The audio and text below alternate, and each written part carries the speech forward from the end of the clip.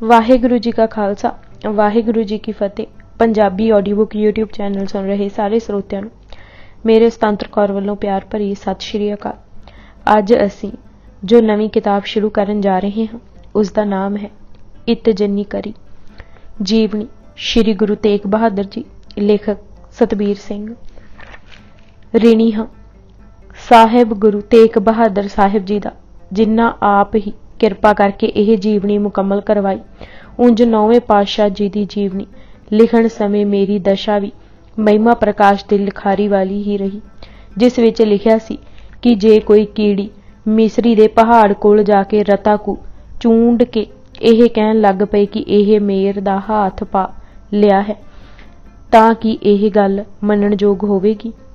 गुरु महिमा मिसरी मेर सम अमित अगम अपार चीरी मुख निज भर लिया कछ अंत न पारावार। यह सच है कि गुरु तेग बहादुर जी का जीवन शख्सियत अते रहमतां लिखदे एक अलौकिक स्वाद आउंदा रहा है, पर जे यह रस लगातार लिखत विच नहीं रह सकिया तां कलम दा कसूर नहीं। महाराज जी की शख्सियत दी अपनी आप ही ऐसी है कि विचारी कलम ताब नहीं लिया सकी। इतिहासिक गवाही भी है कि समय के प्रसिद्ध कलाकार ने जद सच्चे पातशाह का चित्र बनाउणा चाहिया तां बाकी अंग बस्तर तां उस सब बना ले, पर जद भी चेहरे का चित्र बनाउणा चाहिया तां कलम डिग पवे। उसकी यह दशा देख के नौवें पातशाह ने आपू कलम फड़ के अपना चित्र आप संपूर्ण किया सी। सगल अंग बस्तर शुभ लिखा मुख कमल प्रभा नहीं लिख सका देख दयाल कलम हथ लीना निज हाथ सुधार संपूर्ण कीना। उसकी तस्वीर बनाउणी मुश्किल सी, मेरे लिए तसवर करना मुश्किल सी। सब नवीं खोजां लभतां वहीआं ते पुरातन खरड़ियां नूं वाच के यह जीवनी लिखी, पर फिर भी यह एहसास बनिया रहा है कि इंसाफ नहीं हो सकिया। कई ठेडे लगे हैं पर मालक ने आप ही संभाल जीवनी अगे टोरी है। पर अफसोस उन्हां लिखारियां विद्वानां ते इतिहासकारां ते है जिन्हां काली नाल कई गलत सिट्टे कढे, पर उन्हां ते अड़ना भी चाहिया। ऐसियां लिखारियां बारे 125 साल पहला ही सूरज प्रकाश दे लिखारी ने चेतावनी दे दिती सी कि कोई जर खरीद कई मतले अते कई अणजाण लिखारी नौवें पातशाह की शहादत नूं विगाड़न का यतन करनगे, माड़े बचन लिखणगे, गंद फरोलणगे, श्रद्धालुआं दे हिरदे दुखी करनगे, खौर तक पाउणगे, पर ओह कपत्ते जानते नहीं कि महाराज की शहादत विगाड़िया नहीं विगड़ेगी, क्योंकि गुरु जी का समुचा जीवन गंगा न्याई है जिस दी पवित्रता गंद की एक अध टोकरी भंग नहीं कर सकती। गुरु जीवनियां लिखदियां मैं इस नतीजे ते पुज्जा हाँ कि इतिहासिक दयानतदारी इसे विच है कि काली नाल निर्णय ना ले जाण। कुछ रवायतां ऐसियां हन जो एक अध कागज के टुकड़े दे मिल जाण नाल भन्नण दा यतन नहीं करना चाहिए। यह हथली पुस्तक इसे पक्षों लिखी है कि गुरु मालक की प्रभा प्रगट होकर सामने आए। कित्थों तक सफलता मिली है यह तां पाठकी दसणगे। पुस्तक का नाम इत जिन करी रखिया है। पहला मैं होर ना रखिया सी, पर प्रोफैसर हरबंस सिंह जी पंजाबी यूनीवर्सिटी कहन लगे कि यह पहलियां तेरियां पुस्तकां वांग नहीं। उन्हां इत जिन करी रखण दा सुझाव दिता। बचित्र नाटक दी तुक दा बाहरला अर्थ तां यह ही है कि भले पुरुष सुखी वसन। इसलिए उन्हां जानवारी पर गुज्जा भाव है उन्हां हद कर दिती। हर पक्षों ही गुरु पातशाह ने हद कर दिखाई। बालपण विच पिता की आग्या मनण की हद दसी, जवानी विच बाबा बकाला विखे तप अते फिर धीरज दरसा दी हद दसी, अते फिर ताका पर लई कुर्बानी दे के इस खुदगर्जी के जमाने जिसनूं कलयुग कहा जाता है हद कर दिती। इस हद नूं ना कोई पिछे छू सकिया है अते ना ही कोई अगे छू सकेगा। यह पुस्तक भाई जैता जी की जुरत नूं भेट कीती है, जिन्ना साहस की हद दिखाई। पहला मरण कबूल जीवन की शाडास दा अखरी नहीं अमली अर्थ कर दर्शाया। गुरु जीवनी दी अगली पुस्तक प्रतख हर गुरु अर्जन देव जी अते परबत मैरान गुरु अमरदास जी अकाल पुरख ने मेहर रखी तां आउंदे साल पाठकां हथ दे के खुशियां लवांगा। वल्लों सतबीर सिंह। भाग पहला प्रकाश। गुरु तेग बहादुर जी का प्रकाश विसाख वदी 5वीं ਸੰਮਤ 1678 ਮੁਤਾਬਿਕ 1 ਅਪ੍ਰੈਲ 1621 ਸ਼ੁੱਕਰਵਾਰ ਨੂੰ ਮਾਤਾ ਨਾਨਕੀ ਜੀ ਦੇ ਕੁੱਖੋਂ ਗੁਰੂ ਹਰਗੋਬਿੰਦ ਜੀ ਦੇ ਘਰ ਸ੍ਰੀ ਅੰਮ੍ਰਿਤਸਰ ਗੁਰੂ ਕੇ ਮਹਿਲ ਵਿਖੇ ਹੋਇਆ। ਜਦ 5ਵੇਂ ਬੇਟੇ ਦੇ ਜਨਮ ਦੀ ਖਬਰ ਮੇਵੜੇ ਨੇ ਪਹੁੰਚਾਈ ਤਾਂ 6ਵੇਂ ਪਾਤਸ਼ਾਹ ਉਸ ਸਮੇਂ ਸ੍ਰੀ ਹਰਿਮੰਦਰ ਸਾਹਿਬ ਆਸਾ ਦੀ ਵਾਰ ਦਾ ਕੀਰਤਨ ਸੁਣ ਰਹੇ ਸਨ।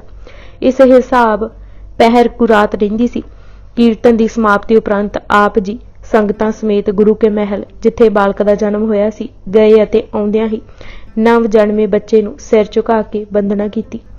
ਗੁਰੂ ਬਿਲਾਸ ਪਾਤਸ਼ਾਹੀ 6ਵੀਂ ਅਨੁਸਾਰ ਗੁਰੂ ਜੀ ਦਾ ਨਿਰਾਲਾ ਕਰਮ ਦੇਖ ਕੇ ਭਾਈ ਬਿਧੀ ਚੰਦ ਜੀ ਨੇ ਗੁਰੂ ਜੀ ਤੋਂ ਪੁੱਛਿਆ ਕਿ ਬਾਲਕ ਨੂੰ ਨਮਸਕਾਰ ਕਰਨ ਦਾ ਕੀ ਕਾਰਨ ਹੈ। ਮੀਰੀ ਪੀਰੀ ਦੇ ਮਾਲਕ ਦਾ ਉੱਤਰ ਸੀ, ਦੀਨ ਰਛ ਸੰਕਟ ਹਰੇ। ਉਸੇ ਸਮੇਂ ਹੀ ਨਾ ਤੇਗ ਬਹਾਦਰ ਰੱਖਿਆ ਅਤੇ ਅਰਦਾਸ ਕੀਤੀ ਕਿ ਗੁਰੂ ਨਾਨਕ ਸਾਹਿਬ ਇਸ ਬਾਲਕ ਨੂੰ ਅੜ ਖਲੋਣ ਦੀ ਸ਼ਕਤੀ, ਬੁਰਾਈ ਨਾਲ ਸਦਾ ਟਕਰਾਉਣ ਦਾ ਬਲ ਅਤੇ ਆਖਰੀ ਦਮ ਤੱਕ ਜੂਝਣ ਦੀ ਤਾਕਤ ਦੇਣ। ਫਿਰ ਇਹ ਵੀ ਫਰਮਾਇਆ ਕਿ ਜ਼ਾਲਮ ਤੁਰਕਾਂ ਦੀ ਜੜ ਵੀ ਇਹ ਨਿਰਭੈ ਬਾਲਕ ਹੀ ਉਖੇੜੇਗਾ। ਇਹ ਨਿਰਭੈ ਜਰ ਤੁਰਕ ਉਖੇਰੀ।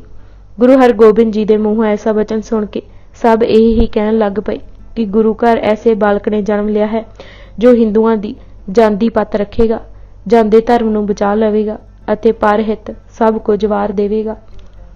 ਧਰਮ ਰਾਖ ਹੈ ਪਨੋ। ਸਾਰੇ ਇਤਿਹਾਸਕਾਰਾਂ ਲਿਖਿਆ ਹੈ। ਕੁਝ ਇਹ ਵੀ ਕਹਿਣ ਲੱਗ ਪਏ ਕਿ ਗੁਰੂ ਹਰਗੋਬਿੰਦ ਜੀ ਨੇ ਮੀਰੀ ਨਾਲ ਪੀਰੀ ਜੋੜੀ ਹੈ, ਇਹ ਮੀਰੀ ਦੀ ਸ਼ਕਤੀ ਹੀ ਖਿੱਚ ਲੈਣਗੇ। ਪੰਥ ਪ੍ਰਕਾਸ਼ ਵਿੱਚ ਗਿਆਨੀ ਗਿਆਨ ਸਿੰਘ ਜੀ ਨੇ ਇਸੇ ਭਾਵ ਦਾ ਲਿਖਿਆ ਹੈ ਕਿ ਇਹ ਬਾਲਕ ਧਰਤੀ ਦਾ ਭਾਰ ਦੂਰ ਕਰੇਗਾ, ਹਿੰਦ ਦੀ ਰੱਖਿਆ ਸੀਸ ਰੂਪੀ ਚਾਦਰ ਵਿਛਾ ਕੇ ਕਰੇਗਾ ਅਤੇ ਸੂਰਜ ਵਾਂਗ ਰੌਸ਼ਨੀ ਦੇ ਕੇ ਘੋਰ ਅਨਿਆਂ ਹਟਾਏਗਾ। ਤੇਗ ਬਹਾਦਰ ਚਾਦਰ ਹਿੰਦ ਦਨਿੰਦ ਮਨਿੰਦ ਭਏ ਅਵਤਾਰੇ। ਜਿਸ ਸਮੇਂ ਗੁਰੂ ਤੇਗ ਬਹਾਦਰ ਜੀ ਦੇ ਵੱਡੇ ਭਰਾ ਬਾਬਾ ਅਟਲ ਰਾਏ ਦਾ ਜਨਮ ਹੋਇਆ ਸੀ ਤਾਂ ਉਸ ਵੇਲੇ ਵੀ 6ਵੇਂ ਪਾਤਸ਼ਾਹ ਦੀ ਮਾਤਾ ਜੀ ਨੇ ਵਰ ਅਸੀਸ ਦੇਣ ਲਈ ਕਿਹਾ ਸੀ ਤਾਂ ਆਪ ਜੀ ਨੇ ਫਰਮਾਇਆ ਸੀ ਕਿ ਇਸ ਬਾਲਕ ਦੀ ਸਮਾਧੀ ਧੁਰ ਤੋਂ ਹੀ ਲੱਗੀ ਹੋਈ ਹੈ। ਪੰਘੂੜੇ ਵਿੱਚ ਹੀ ਅਟਲ ਰਾਏ ਜੀ ਸਮਾਧੀ ਲਗਾ ਕੇ ਬੈਠੇ ਰਹਿੰਦੇ ਸਨ। ਸੁਨੋ ਮਾਤ ਇਹ ਰੂਪ ਅਪਾਰਾ, ਸਮਾਧ ਅਚਲ ਕੇਰ ਸੁਧ ਧਾਰਾ। ਉਸ ਵੇਲੇ ਨਾਮ ਹੀ ਅਟਲ ਰੱਖ ਦਿੱਤਾ ਗਿਆ ਸੀ। ਇਸ ਤਰ੍ਹਾਂ ਜਦ ਤੀਜੇ ਪੁੱਤਰ ਬਾਬਾ ਅਣੀ ਰਾਏ ਜੀ ਦਾ ਗੁਰੂ ਘਰ ਜਨਮ ਹੋਇਆ ਤਾਂ 6ਵੇਂ ਪਾਤਸ਼ਾਹ ਨੇ ਸੁਭਾਵਿਕ ਹੀ ਕਿਹਾ, ਅਣੀਵੰਤ ਇਹ ਮਾਲ ਲਿਖੀਜੈ, ਅਤੇ ਨਾ ਹੀ ਅਣੀ ਰਾਏ ਪੈ ਗਿਆ ਸੀ, ਜੋ ਜਨਮਤ ਹੀ ਨਾ ਤੇਗ ਬਹਾਦਰ ਪੈ ਗਿਆ ਲੱਗਦਾ ਹੈ। ਅਖਬਾਰਤ ਦਰਬਾਰ ਏ ਮੌਲਾ ਵਿੱਚ 9ਵੇਂ ਪਾਤਸ਼ਾਹ ਨੂੰ ਤਿਆਗ ਮੱਲ ਲਿਖਿਆ ਗਿਆ ਹੈ।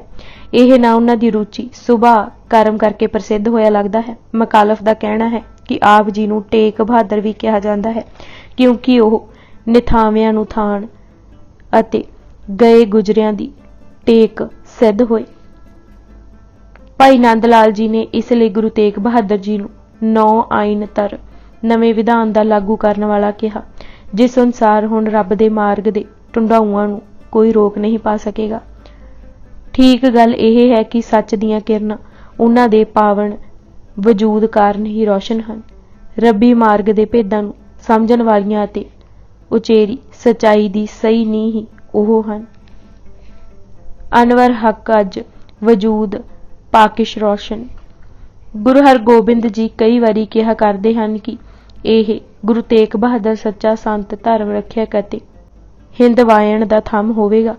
ਇੱਕ ਵਾਰੀ ਮਾਤਾ ਨਾਨਕੀ ਜੀ ਨੇ ਵੀ ਪੁੱਛਿਆ ਕਿ ਬਾਬਾ ਗੁਰਦਿੱਤਾ ਜੀ ਵੱਡੇ ਪੁੱਤਰ ਸਾਰੇ ਕਾਰਜ ਸੰਭਾਲਦੇ ਹਨ, ਉਸ ਦਾ ਇੰਨਾ ਆਦਰ ਤੁਸੀਂ ਨਹੀਂ ਕਰਦੇ। ਸੂਰਜ ਮੱਲ ਵੀ ਸਿਆਣਾ ਹੈ ਪਰ ਉਸ ਨੂੰ ਵੀ ਘੱਟ ਹੀ ਪੁੱਛਦੇ ਹੋ। ਅਣੀ ਰਾਏ ਨੂੰ ਵੀ ਇਤਨਾ ਪਿਆਰ ਨਹੀਂ ਕਰਦੇ ਜਿੰਨਾ ਗੁਰੂ ਤੇਗ ਬਹਾਦਰ ਨੂੰ। ਗੁਰੂ ਜੀ ਨੇ ਕਿਹਾ ਕਿ ਪੁੱਛ ਕੇ ਤੁਸਾਂ ਕੀ ਕਰਨਾ ਹੈ, ਪਰ ਜੇ ਪੁੱਛਦੇ ਹੋ ਤਾਂ ਇਹ ਬਾਲਕ ਅਜਰ ਨੂੰ ਜਰਨ ਵਾਲਾ, ਧੀਰਜ ਦਾ ਧੁਰੰਦਰ ਆਪਾ ਵਾਰਨ ਵਾਲਾ ਹੈ। ਅਜਰ ਜਰਨ ਔਰ ਧੀਰ ਧੁਰੰਦਰ। ਅਤੇ ਦੂਜੇ ਇਹਨਾਂ ਦੇ ਗ੍ਰਹਿ ਇੱਕ ਐਸਾ ਪੁੱਤਰ ਜਨਮੇਗਾ ਜੋ ਪ੍ਰਚੰਡ ਤੇਜ ਵਾਲਾ ਹੋਵੇਗਾ ਅਤੇ ਦੁਸ਼ਟਾਂ ਦਾ ਨਾਸ਼ ਕਰੇਗਾ। ਇਸ ਕੋ ਪੁੱਤਰ ਹੋਏ ਬਲਵੰਡ, ਤੇਜ ਪ੍ਰਚੰਡ ਤਰੰਡ ਖਲਖੰਡ। ਇਹ ਵੀ ਫਰਮਾਇਆ ਕਿ ਇਸ ਦਾ ਬਾਲਕ ਗੁਰੂ ਨਾਨਕ ਦਾ ਨਾਮ ਉਜਲ ਕਰੇਗਾ, ਦੇਗ ਤੇਗ ਦਾ ਧਨੀ ਹੋਵੇਗਾ ਅਤੇ ਸਭ ਗੁਰੂ ਉਪਦੇਸ਼ਾਂ ਨੂੰ ਫੈਲਾ ਕੇ ਸਰਬ ਗੁਰੂ ਸਾਹਿਬਾਨ ਦਾ ਜਸ ਚਾਰੇ ਪਾਸੇ ਵਧਾਏ ਅਤੇ ਫੈਲਾਏਗਾ। ਜਨਮ ਦਿਨ ਵਾਲੇ ਦਿਹਾੜੇ ਚਾਅ ਪ੍ਰਗਟਾਉਂਦੇ ਬਹੁਤ ਹੀ ਦਾਤਾਂ ਵੰਡੀਆਂ ਗਈਆਂ। ਲੋੜਵੰਦਾਂ ਨੂੰ ਅੰਨ ਵਸਤਰ ਖੁੱਲ੍ਹਾ ਵਰਤਾਇਆ ਗਿਆ। ਖੁਸ਼ੀਆਂ ਦੇ ਵਾਜੇ ਵੱਜੇ। ਗੁਰੂ ਹਰਗੋਬਿੰਦ ਜੀ ਬਾਰੇ ਤਾਂ ਸਭ ਜਾਣਦੇ ਹਨ ਕਿ ਉਹ ਇੱਕੋ ਵੇਲੇ ਯੋਧਾ ਅਤੇ ਪਰਉਪਕਾਰੀ ਵੀ ਸਨ। ਕਦੇ ਕਿਸੇ ਨੇ ਉਹਨਾਂ ਨੂੰ ਘਰ ਜਾਂ ਬਾਹਰ ਰੋਹ ਜਾਂ ਗੁੱਸੇ ਵਿੱਚ ਨਹੀਂ ਡਿੱਠਾ। ਜੰਗ ਵਿੱਚ ਵੀ ਇੰਜ ਸ਼ਾਂਤ ਰਹਿੰਦੇ ਜਿਵੇਂ ਅਕਾਲ ਤਖਤ ਤੇ ਹੁਕਮ ਦਿੰਦੇ ਜਾਂ ਦਾਤਾਂ ਵੰਡਦੇ। 6ਵੇਂ ਪਾਤਸ਼ਾਹ ਦੀ ਨੁਹਾਰ ਬਾਰੇ ਲਿਖਿਆ ਹੈ ਕਿ ਆਪ ਜੀ ਦਾ ਜੁੱਸਾ ਭਰਵਾਂ ਅਤੇ ਨੁਹਾਰ ਤਿੱਖੀ ਅਤੇ ਬੁਲੰਦ ਕੱਦ ਸੀ। ਹਰ ਦੇਖਣ ਵਾਲੇ ਉੱਤੇ ਅਮਿੱਟ ਛਾਪ ਪੈਂਦੀ ਸੀ। ਗੁਰੂ ਦੇ ਪੈਰ ਕਮਲ ਵਰਗੇ ਸੁਰਖ ਅਤੇ ਛਬੀਲੇ, 9 ਹੀਰਿਆਂ ਦੀ ਕਤਾਰ ਵਾਂਗ ਆਨੰਦ ਦੇਣ ਵਾਲੇ, ਦੋਵੇਂ ਲੱਤਾਂ ਸਪਾਰੀ ਦੇ ਬੂਟੇ ਵਾਂਗ ਇੱਕ ਸਾਥ ਸੋਹਣੀਆਂ ਅਤੇ ਗਿੱਟਿਆਂ ਅਤੇ ਗੋਡਿਆਂ ਦੀਆਂ ਗੰਢਾਂ ਪੀੜੀਆਂ ਅਤੇ ਵੱਡੀਆਂ ਸਨ। ਉਹਨਾਂ ਦੇ 3 ਵਲਾਂ ਵਾਲੇ ਪੇਟ ਤੇ ਡੂੰਘੀ ਧੁੰਨੀ, ਚੌੜੀ ਛਾਤੀ ਅਤੇ ਉੱਚੇ ਮੋਢੇ ਸਨ। ਉਹਨਾਂ ਦੀਆਂ ਭੁਜਾਂ ਕਰੜੀਆਂ, ਬਲਵਾਨ ਅਤੇ ਹਾਥੀ ਦੀ ਸੁੰਡ ਵਾਂਗ ਲਚਕਦਾਰ ਸਨ। ਉਹਨਾਂ ਦੇ ਦੋਵੇਂ ਹੱਥ ਕਮਲ ਵਰਗੇ, ਉਂਗਲੀਆਂ ਨਵੀਆਂ ਪੰਖੜੀਆਂ ਵਾਂਗੂ 9 ਸੁੱਚੇ ਨਗਾਂ ਵਾਂਗ ਦੇ ਸੌਂਦੇ ਸਨ। ਉਹਨਾਂ ਦਾ ਚੰਦਰਮਾ ਜੈਸਾ ਮੁਖੜਾ ਸੀ। ਚਿੱਟੇ ਦੰਦ ਅਤੇ ਸੋਹਣੇ ਬੁੱਲ੍ਹ ਸਨ। ਕਮਲ ਦੀਆਂ ਪੰਖੜੀਆਂ ਵਰਗੀਆਂ ਤਿੱਖੀਆਂ ਅੱਖਾਂ ਸਨ, ਜਿਹੜੀਆਂ ਇੱਕ ਨਿਗਾਹ ਨਾਲ ਸੰਗਤਾਂ ਨੂੰ ਨਿਹਾਲ ਕਰ ਦਿੰਦੀਆਂ ਸਨ। ਪਰ ਮਾਤਾ ਨਾਨਕੀ ਜੀ ਬਾਰੇ ਬਹੁਤ ਘੱਟ ਕਿਸੇ ਨੇ ਲਿਖਿਆ ਹੈ। ਗੁਰੂ ਤੇਗ ਬਹਾਦਰ ਜੀ ਦੀ ਸ਼ਖਸੀਅਤ ਸਿਰਜਣ, ਸੰਵਾਰਨ ਅਤੇ ਸੰਭਾਲਣ ਵਿੱਚ ਮਾਤਾ ਜੀ ਦਾ ਬਹੁਤ ਵੱਡਾ ਹਿੱਸਾ ਹੈ। ਮਾਤਾ ਨਾਨਕੀ ਜੀ ਬਾਰੇ ਸਾਡਾ ਇਤਿਹਾਸ ਕਹਿੰਦਾ ਹੈ ਕਿ ਉਹ ਪਤੀ ਦੇ ਹੁਕਮ ਵਿੱਚ ਟੁਰਨ ਵਾਲੀ, ਧਰਮਾਤਮਾ ਰੂਪ, ਸੁੰਦਰ ਸੁਸ਼ੀਲ, ਮਿੱਠ ਬੋਲੀ, ਲੰਮੀ ਨਜ਼ਰ ਵਾਲੀ, ਪ੍ਰਸੰਨ ਰੂਪ, ਗੁਰੂ ਚਿੱਤ ਵਿੱਚ ਧਿਆਨ ਜੋੜਨ ਵਾਲੀ, ਪੁੱਤਰ ਪਿਆਰੀ, ਮਨ ਦੀ ਕੋਮਲ, ਉੱਤਮ ਕੁੱਲ ਵਾਲੀ, ਸਮ ਸ੍ਰਿਸ਼ਟੀ ਅਤੇ ਬਹੁਤ ਹੀ ਉੱਚੀ ਆਤਮਾ ਵਾਲੀ ਸੀ। ਜੁਰਤ ਦੀ ਵੀ ਉਹ ਮੂਰਤ ਸਨ। ਜਦ ਧੀਰ ਮੱਲ ਨੇ ਸ਼ੀਹਾਂ ਮਸੰਦਾਂ ਦੀ ਸ਼ਹਿ ਤੇ ਬਾਬਾ ਬਕਾਲਾ ਵਿਖੇ ਗੁਰੂ ਤੇਗ ਬਹਾਦਰ ਜੀ ਤੇ ਹਮਲਾ ਕੀਤਾ, ਗੋਲੀ ਚਲਾਈ ਅਤੇ ਕਬੋਲ ਵੀ ਬੋਲੇ ਤਾਂ ਆਪ ਜੀ ਡਟ ਗਏ ਅਤੇ ਧੀਰ ਮੱਲ ਨੂੰ ਕਹਿਣ ਲੱਗੇ, ਤੂੰ ਕੌਣ ਹੈ ਕਬੋਲ ਬੋਲਣ ਵਾਲਾ? ਤੈਨੂੰ ਈਰਖਾ ਸਾੜ ਰਹੀ ਹੈ। ਤੁਸਾਂ ਜ਼ੋਰ ਦਿਖਾਇਆ ਹੈ, ਇਹ ਹੀ ਜ਼ਹਿਰ ਹੋ ਕੇ ਤੁਹਾਨੂੰ ਮਾਰੇਗਾ। ਗੁਰੂ ਘਰ ਦਾ ਦਰਵਾਜ਼ਾ ਨਿਮਰਤਾ ਹੈ, ਗੁਮਾਨੀ ਢਹਿ ਢੇਰੀ ਹੋ ਜਾਣਗੇ।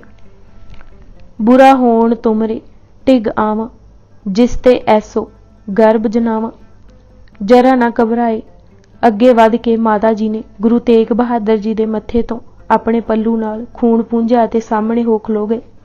ਸੇਵਾ ਰਾਮ ਦੀਆਂ ਪਰਚੀਆਂ ਵਿੱਚ ਲਿਖਿਆ ਹੈ ਕਿ ਜਦ ਗੁਰਗੱਦੀ ਦੀ ਜ਼ਿੰਮੇਵਾਰੀ ਗੁਰੂ ਹਰਗੋਬਿੰਦ ਜੀ ਨੇ ਹਰ ਰਾਏ ਜੀ ਨੂੰ ਸੌਂਪੀ ਤਾਂ ਮਾਤਾ ਨਾਨਕੀ ਜੀ ਨੇ ਗੁਰੂ ਤੇਗ ਬਹਾਦਰ ਤੇ ਵੀ ਬਖਸ਼ਿਸ਼ ਕਰਨ ਲਈ ਕਿਹਾ ਤਾਂ ਗੁਰੂ ਹਰਗੋਬਿੰਦ ਜੀ ਨੇ ਬਚਨ ਕੀਤਾ ਕਿ ਇਹ ਰੁਮਾਲ, ਕਟਾਰ ਅਤੇ ਗੁਟਕਾ ਸਾਂਭ ਰੱਖਣਾ। ਸਮਾਂ ਆਉਣ ਤੇ ਇਹ ਵਸਤੂਆਂ ਬੇਟੇ ਨੂੰ ਸੌਂਪ ਦੇਣੀਆਂ। ਉਹ ਰੁਮਾਲ ਹੀ ਮਾਤਾ ਨਾਨਕੀ ਦੇ ਤਪ, ਦੇਖ ਰੇਖ ਅਤੇ ਅਰਦਾਸਾਂ ਸਦਕਾ ਹੀ ਵਡੇਰਾ ਹੋ ਹਿੰਦ ਦੀ ਚਾਦਰ ਬਣਿਆ ਅਤੇ ਉਹ ਕਟਾਰ ਤੇਗ ਬਣੀ ਜਿਸ ਨੇ ਸਮੇਂ ਦੇ ਸਭ ਤੋਂ ਵੱਡੇ ਸ਼ਾਹ ਨੂੰ ਜੇਲ੍ਹ ਕੀਤਾ। ਬਾਬਾ ਅਟਲ ਰਾਏ ਜੀ ਦੇ ਅਕਾਲ ਚਲਾਣੇ ਵੇਲੇ ਮਾਤਾ ਜੀ ਧੀਰਜ ਵਿੱਚ ਰਹੇ। ਐਸੀ ਮਾਤਾ ਨਾਨਕੀ ਜੀ ਦੀ ਗੋਦ ਵਿੱਚ ਗੁਰੂ ਤੇਗ ਬਹਾਦਰ ਪਲ ਰਹੇ ਸਨ। ਭਾਗ ਦੂਜਾ, ਬਾਲਪਣ। ਵੱਡੀ ਭੈਣ ਵੀਰੋ ਲਾਡ ਲਡਾਉਂਦੀ। ਸਾਰੇ ਵੱਡੇ ਭਰਾ ਬਹੁਤ ਹੀ ਪਿਆਰ ਕਰਦੇ। ਆਪ ਜੀ ਨੂੰ ਭਾਵੇਂ ਕੋਈ ਚੁੱਕ ਖੜਾਉਂਦਾ ਪੰਘੂੜੇ ਵਿੱਚ ਪਾਉਂਦਾ, ਕਦੇ ਵੀ ਨਾ ਰੋਂਦੇ। ਰੋ ਕੇ ਕਦੇ ਦੁੱਧ ਵੀ ਨਾ ਮੰਗਿਆ। ਮਾਂ ਕਈ ਵਾਰੀ ਫਿਕਰਮੰਦ ਵੀ ਹੋਈ, ਮਤਾਂ ਬੱਚੇ ਨੂੰ ਕੋਈ ਤਕਲੀਫ ਹੋ ਗਈ ਹੋਵੇ ਜਿਸ ਕਾਰਨ ਇਹ ਬੋਲਦਾ ਖੇਡਦਾ ਨਹੀਂ। ਪਰ ਗੁਰੂ ਹਰਗੋਬਿੰਦ ਜੀ ਸਦਾ ਇਹ ਹੀ ਕਹਿੰਦੇ ਕਿ ਇਹ ਜਨਮ ਤੋਂ ਹੀ ਬ੍ਰਹਮ ਪਛਾਣ ਆਏ ਹਨ। ਆਪ ਜੀ ਆਪੂ ਪਿਆਰ ਕਰਦੇ ਅਤੇ ਸਭ ਨੂੰ ਸਮਝਾਉਂਦੇ ਵੀ। ਗੁਰੂ ਹਰਗੋਬਿੰਦ ਜੀ ਨੇ ਬਾਲਕ ਤੇਗ ਬਹਾਦਰ ਦੀ ਪੜ੍ਹਾਈ ਅਤੇ ਸਿਖਲਾਈ ਦਾ ਉਚੇਚਾ ਪ੍ਰਬੰਧ ਕੀਤਾ। ਭਾਈ ਗੁਰਦਾਸ ਜੀ ਨੂੰ ਅੱਖਰੀ ਵਿੱਦਿਆ ਦੇਣ ਲਈ ਕਿਹਾ ਅਤੇ ਰਤਾ ਖੂ ਵੱਡੇ ਹੋਏ ਤਾਂ ਬਾਬਾ ਬੁੱਢਾ ਜੀ ਪਾਸ ਰਾਮਦਾਸ ਭੇਜਿਆ ਤਾਂ ਕਿ ਕਿਰਤ ਦੀ ਮਹੱਤਤਾ ਅਤੇ ਹੋਰ ਗੁਣ ਸ਼ੋਅ ਨਾਲ ਪ੍ਰਾਪਤ ਕਰਨ। ਬਾਬਾ ਬੁੱਢਾ ਜੀ ਨੂੰ ਬਹੁਤ ਵਡੇਰੀ ਉਮਰ ਵਿੱਚ ਹੀ ਕਿਰਤ ਵਿੱਚ ਜੁਟਿਆ ਦੇਖ ਬਹੁਤ ਡੂੰਘਾ ਪ੍ਰਭਾਵ ਪਿਆ। ਪਿੱਛੋਂ ਗੁਰੂ ਤੇਗ ਬਹਾਦਰ ਜੀ ਨੇ ਇੱਕ ਵਾਰੀ ਕਿਹਾ ਵੀ ਸੀ ਕਿ ਗੁਰੂ ਨਾਨਕ ਘਰ ਦੀ ਵਡਿਆਈ ਕਿਰਤ ਕਮਾਈ ਹੈ, ਇਹ ਵਿਹਲੜ ਹੋਣਾ ਨਹੀਂ ਸਿਖਾਉਂਦੀ। ਗੁਰੂ ਨਾਨਕ ਦੇਵ ਜੀ ਦੀ ਉਦਾਹਰਨ ਦਿੰਦੇ ਉਹ ਕਹਿੰਦੇ ਕਿ ਗੁਰੂ ਨਾਨਕ ਜੀ ਕਰਤਾਰਪੁਰ ਕਿਰਤ ਕਰਕੇ ਜੋ ਕਮਾਉਂਦੇ ਉਸ ਦੇ 3 ਹਿੱਸੇ ਕਰ ਦਿੰਦੇ ਸਨ। ਇੱਕ ਹਿੱਸਾ ਲੋੜਵੰਦਾਂ ਨੂੰ ਵੰਡ ਦਿੰਦੇ, ਦੂਜਾ ਲੰਗਰ ਵਿੱਚ ਪਾ ਦਿੰਦੇ ਅਤੇ ਤੀਜਾ ਆਪਣਿਆਂ ਅਤੇ ਪਰਿਵਾਰਾਂ ਦੀਆਂ ਮੋਟੀਆਂ-ਮੋਟੀਆਂ ਲੋੜਾਂ ਲਈ ਵਰਤਦੇ। ਬਾਬਾ ਬਕਾਲਾ ਦੇ ਟਿਕਾਣੇ ਵੇਲੇ ਗੁਰੂ ਤੇਗ ਬਹਾਦਰ ਜੀ ਨੇ ਕਿਰਤ ਨੂੰ ਹੱਥੋਂ ਨਾ ਛੱਡਿਆ। ਸ਼ਸਤਰ ਵਿੱਦਿਆ ਦੀ ਸਿਖਲਾਈ ਦਾ ਕਾਰਜ ਭਾਈ ਜੇਠਾ ਜੀ ਨੂੰ ਸੌਂਪਿਆ ਗਿਆ। ਜੇਠਾ ਜੀ ਬਹੁਤ ਬਹਾਦਰ ਸਿੱਖ ਸਨ।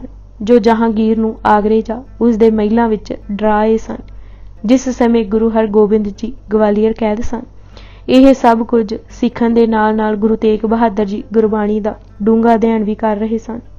ਨੁਹਾਰ ਆਪ ਜੀ ਦਾ ਕੱਦ ਲੰਮਾ ਨਿਕਲ ਰਿਹਾ ਸੀ। ਸਭ ਦੇਖ ਕਹਿ ਰਹੇ ਸਨ ਕਿ ਇਹ ਪਿਤਾ ਸਮ ਹੀ ਕੱਦ ਕਾਠ ਕੱਢ ਰਹੇ ਹਨ। ਮੁਖ ਬਹੁਤ ਸੋਹਣਾ ਚੰਦਰਮਾ ਵਾਂਗ ਚਮਕਦਾ ਸੀ। ਸਮ ਪਿਤਾ ਕੇ ਦੀਰਘ ਢੀਲ ਮੁਖ ਮੰਡਲ ਚੰਦ ਸੁਸ਼ੀਲ। ਬਾਹਾਂ ਲੰਮੀਆਂ ਅਤੇ ਛਾਤੀ ਚੌੜੀ ਨਿਕਲ ਰਹੀ ਸੀ। ਨੈਣ ਬਹੁਤ ਵੱਡੇ ਸਨ ਅਤੇ ਰਤਾ ਕੁ ਲਾਲੀ ਪਾ ਮਾਰਦੇ ਸਨ। ਦੋਵੇਂ ਮੋਢੇ ਉੱਚੇ ਸਨ। ਜਦ ਗੁਰੂ ਜੀ ਹੌਲੀ ਹੌਲੀ ਟੁਰਦੇ ਤਾਂ ਹੋਰ ਵੀ ਸੋਹਣੇ ਲੱਗਦੇ। ਛਾਲ ਬਹੁਤ ਲੰਮੀ ਮਾਰ ਲੈਂਦੇ ਸਨ। ਘੋੜਾ ਚੰਗਾ ਤੁੜਾ ਲੈਂਦੇ ਸਨ। ਘੋੜਿਆਂ ਦੀ ਪਛਾਣ ਵੀ ਚੰਗੀ ਕਰ ਸਕਦੇ ਸਨ। ਅੰਮ੍ਰਿਤਸਰ ਵਿੱਚੋਂ ਬਾਹਰੋਂ ਆਏ ਲੋਕ ਗੁਰੂ ਸੰਤਾਨ ਜਾਣ ਕੇ ਸਾਹਿਬਜ਼ਾਦਿਆਂ ਨੂੰ ਕਈ ਪ੍ਰਕਾਰ ਦੀਆਂ ਭੇਟਾਵਾਂ ਦਿੰਦੇ ਸਨ ਅਤੇ ਕਈ ਮਸੰਦ ਤਾਂ ਗੁਰੂ ਸੰਤਾਨ ਨਾਲ ਮੇਲ ਜੋਲ ਰੱਖ ਕੇ ਗੋਂਦਾਂ ਵੀ ਗੁੰਦਦੇ ਰਹਿੰਦੇ ਸਨ। ਕਈ ਬੇਟੇ ਆਪੂ ਮਸੰਦਾਂ ਨਾਲ ਮੇਲ ਜੋਲ ਰੱਖ ਖੁਸ਼ ਵੀ ਹੁੰਦੇ ਅਤੇ ਸਿੱਧੀ ਰਸਦ ਪਾਣੀ ਦੀ ਭੇਟਾ ਵੀ ਲੈ ਲੈਂਦੇ ਸਨ।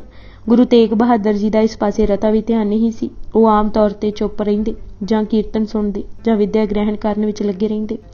ਸੰਸਾਰੀ ਅਤੇ ਦਿਖਾਵੇ ਦੇ ਕਾਰਜਾਂ ਵਿੱਚ ਖਚਤ ਨਾ ਹੁੰਦੇ। ਅੰਤਰ ਬਿਰਤੀ ਸੀ। ਕਈ ਤਾਂ ਇਹਨਾਂ ਨੂੰ ਸ਼ਾਂਤ ਚਿੱਤ ਦੇਖ ਭਰਮ ਹੀ ਖਾ ਜਾਂਦੇ ਕਿ ਸ਼ਾਇਦ ਇਹ ਜਾਣਦੇ ਹੀ ਕੁਝ ਨਹੀਂ। ਮਹਿਮਾ ਪ੍ਰਕਾਸ਼ ਨੇ ਲਿਖਿਆ ਹੈ ਕਿ ਗੁਰੂ ਤੇਗ ਬਹਾਦਰ ਗਿਆਨ ਦਾ ਸਿਖਰ ਸਨ। ਹਿਰਦੇ ਗਰੀਬੀ ਅਤੇ ਕਰਮਸ਼ਾਹੀ ਸਨ। ਧੀਰਜ ਅਥਾਹ ਅਤੇ ਦਾਨੀ ਸੁਭਾਅ ਸੀ। ਅਤ ਨਿਮਰ ਭੂਤ ਬੀਰਗਤ ਦਿਆਲ ਰਾਜ ਵੇਖ ਵਿਰਾਗ ਵਿਸਾਲ। ਹਿਰਦੇ ਧੁਨ ਸਭ ਜਗ ਵਿਵਹਾਰ ਸਹਿਜ ਸਮਾਦ ਏਕ ਲਿਵਤਾਰ। ਪਿਤਾ ਗੁਰੂ ਹਰਗੋਬਿੰਦ ਜੀ ਦੇ ਦਰਸ਼ਨਾਂ ਨੂੰ ਜਦ ਆਉਂਦੇ ਤਾਂ ਨੈਣ ਨੀਵੇਂ ਰੱਖਦੇ।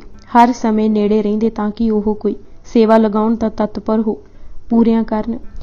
ਪਿਤਾ ਜੀ ਵੀ ਕੋਲ ਬੁਲਾ ਕੇ ਪਾਸ ਬਿਠਾ ਲੈਂਦੇ। ਕਦੇ ਕਦੇ ਗੁਰੂ ਜੀ ਬਾਂਹ ਪਕੜ ਕੇ ਬਿਠਾਉਂਦੇ ਅਤੇ ਸਭ ਨਾਲੋਂ ਵੱਧ ਪਿਆਰ ਦਿੰਦੇ ਅਤੇ ਆਦਰ ਨਾਲ ਬੁਲਾਉਂਦੇ। ਕਈ ਵਾਰੀ ਤਾਂ ਸੰਗਤਾਂ ਵਿੱਚ ਬੈਠੇ ਹੀ ਬਹੁਤ ਸਤਿਕਾਰ ਨਾਲ ਬੁਲਾਉਂਦੇ, ਜਿਵੇਂ ਸਭ ਨੂੰ ਦਿਖਲਾ ਰਹੇ ਹੋਣ। ਕਬਹੂ ਗਹਿ ਕਰ ਭੁਜਾ ਬਿਠਾਇਆ ਸਨਮਾਨ ਹੈ ਸੁਤ ਕੋ ਦਰਸਾਵੇ। ਲੋਕੀ ਵੀ ਦੇਖ ਹੈਰਾਨ ਹੁੰਦੇ ਕਿ ਬਾਬਾ ਗੁਰਦਿੱਤਾ ਜੀ ਜੋ ਸਾਰਾ ਕਾਜ ਸੰਭਾਲੀ ਬੈਠੇ ਸਨ, ਸੂਰਜਮੱਲ ਜੋ ਹੋਰਨਾਂ ਕਾਰਜਾਂ ਵਿੱਚ ਹਿੱਸਾ ਪਾ ਰਹੇ ਸਨ, ਅਣੀ ਅਤੇ ਬਾਬਾ ਅਟਲ ਰਾਏ ਨੂੰ ਇੰਨੇ ਪਿਆਰ ਆਦਰ ਨਾਲ ਨਹੀਂ ਬੁਲਾਉਂਦੇ ਜਿੰਨਾ ਗੁਰੂ ਤੇਗ ਬਹਾਦਰ ਜੀ ਨੂੰ। ਇਕਾਂਤ ਆਪ ਜੀ ਨੂੰ ਬਹੁਤ ਪਸੰਦ ਸੀ। ਆਪ ਜੀ ਕਿਸੇ ਨੂੰ ਕਦੇ ਦੁਖੀ ਦੇਖਦੇ ਜਾਂ ਲੋੜਵੰਦ ਜਾਣਦੇ ਤਾਂ ਉਸੇ ਵੇਲੇ ਉਸ ਦੀ ਜ਼ਰੂਰਤ ਪੂਰੀ ਕਰ ਦਿੰਦੇ। ਘਰ ਦਾ ਕੀਮਤੀ ਸਮਾਨ ਇੱਕ ਵਾਰ ਕਿਸੇ ਅਭਿਆਗਤ ਨੂੰ ਅਤੀ ਦੁਖੀ ਦੇਖ ਕੇ ਦੇ ਆਏ ਸਨ। ਅਜੇ 4 ਸਾਲ ਦੇ ਹੀ ਸਨ ਕਿ ਬਾਬਾ ਗੁਰਦਿੱਤਾ ਜੀ ਦੀ ਸ਼ਾਦੀ ਵੇਲੇ ਆਪ ਜੀ ਨੂੰ ਨਵੀਂ ਕੀਮਤੀ ਪੋਸ਼ਾਕ ਅਤੇ ਹੋਰ ਕੀਮਤੀ ਸਮਾਨ ਪਹਿਨਾਇਆ ਗਿਆ। ਜੰਝ ਚੜ੍ਹਨ ਲੱਗੀ ਤਾਂ ਕਿਸੇ ਨੰਗੇ ਬਾਲਕ ਤੇ ਗੁਰੂ ਤੇਗ ਬਹਾਦਰ ਜੀ ਦੀ ਨਜ਼ਰ ਜਾ ਪਈ ਤਾਂ ਦੌੜ ਕੇ ਸਾਰੇ ਤਨ ਦੇ ਬਸਤਰ ਅਤੇ ਹੋਰ ਕੀਮਤੀ ਸਮਾਨ ਉਸ ਨੂੰ ਦੇ ਆਏ। ਮਾਂ ਉਹਨਾਂ ਨੂੰ ਉਸ ਸ਼ਕਲ ਵਿੱਚ ਦੇਖ ਹੈਰਾਨ ਹੋਈ ਤਾਂ ਆਪ ਜੀ ਨੇ ਕਿਹਾ, ਮਾਂ ਉਸ ਦੀ ਲੋੜ ਤਾਂ ਕਿਸੇ ਨੇ ਪੂਰੀ ਨਹੀਂ ਸੀ ਕਰਨੀ, ਮੈਨੂੰ ਤਾਂ ਹੁਣੇ ਹੀ ਹੋਰ ਮਿਲ ਜਾਏਗੀ। ਇੱਕ ਵਾਰੀ ਕਾਫੀ ਸਮਾਂ ਪਾਣੀ ਦੇ ਹੌਜ ਵਿੱਚ ਸਮਾਧੀ ਲਗਾ ਬੈਠੇ ਰਹੇ। ਮਸਤੀ ਦੀ ਦਸ਼ਾ ਸਦਾ ਤਾਰੀ ਰਹਿੰਦੀ। ਆਪ ਜੀ ਬਿਰਹੋਂ ਦੀ ਮੂਰਤ ਹੀ ਲੱਗਦੇ ਸਨ। ਨੈਣ ਸੱਜਲ ਰਹਿੰਦੇ।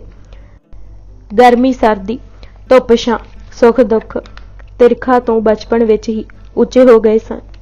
ਜੋ ਨਰ ਦੁੱਖ ਮਹਿ ਦੁਖੀ ਨਹੀਂ ਮਾਨੇ, ਸੁੱਖ ਸਨੇ ਅਰ ਭੈ ਨਹੀਂ ਜਾ ਕੇ ਕੰਚਨ ਮਾਟੀ ਮਾਨੇ। ਉਚਾਰਿਆ ਵੀ ਉਹਨਾਂ ਹੀ ਸੀ ਅਤੇ ਮੂਰਤ ਵੀ ਉਹ ਆਪ ਹੀ ਸਨ।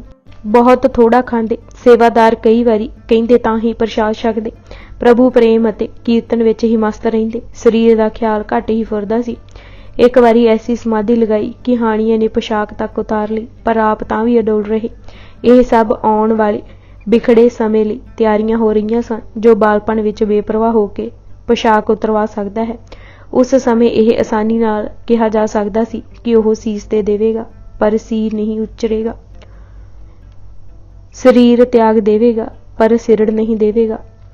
ਬਾਬਾ ਅਟਲ ਰਾਏ ਜੀ ਦਾ ਜਨਮ 1619 ਵਿੱਚ ਮਾਤਾ ਨਾਨਕੀ ਜੀ ਦੇ ਕੁੱਖੋਂ ਹੋਇਆ। ਆਪ ਸਦਾ ਭਗਤੀ ਵਿੱਚ ਲੀਨ ਰਹਿੰਦੇ ਸਨ। ਸਹਿਜ ਅਤੇ ਪਿਆਰ ਦੀ ਮੂਰਤ ਸਨ।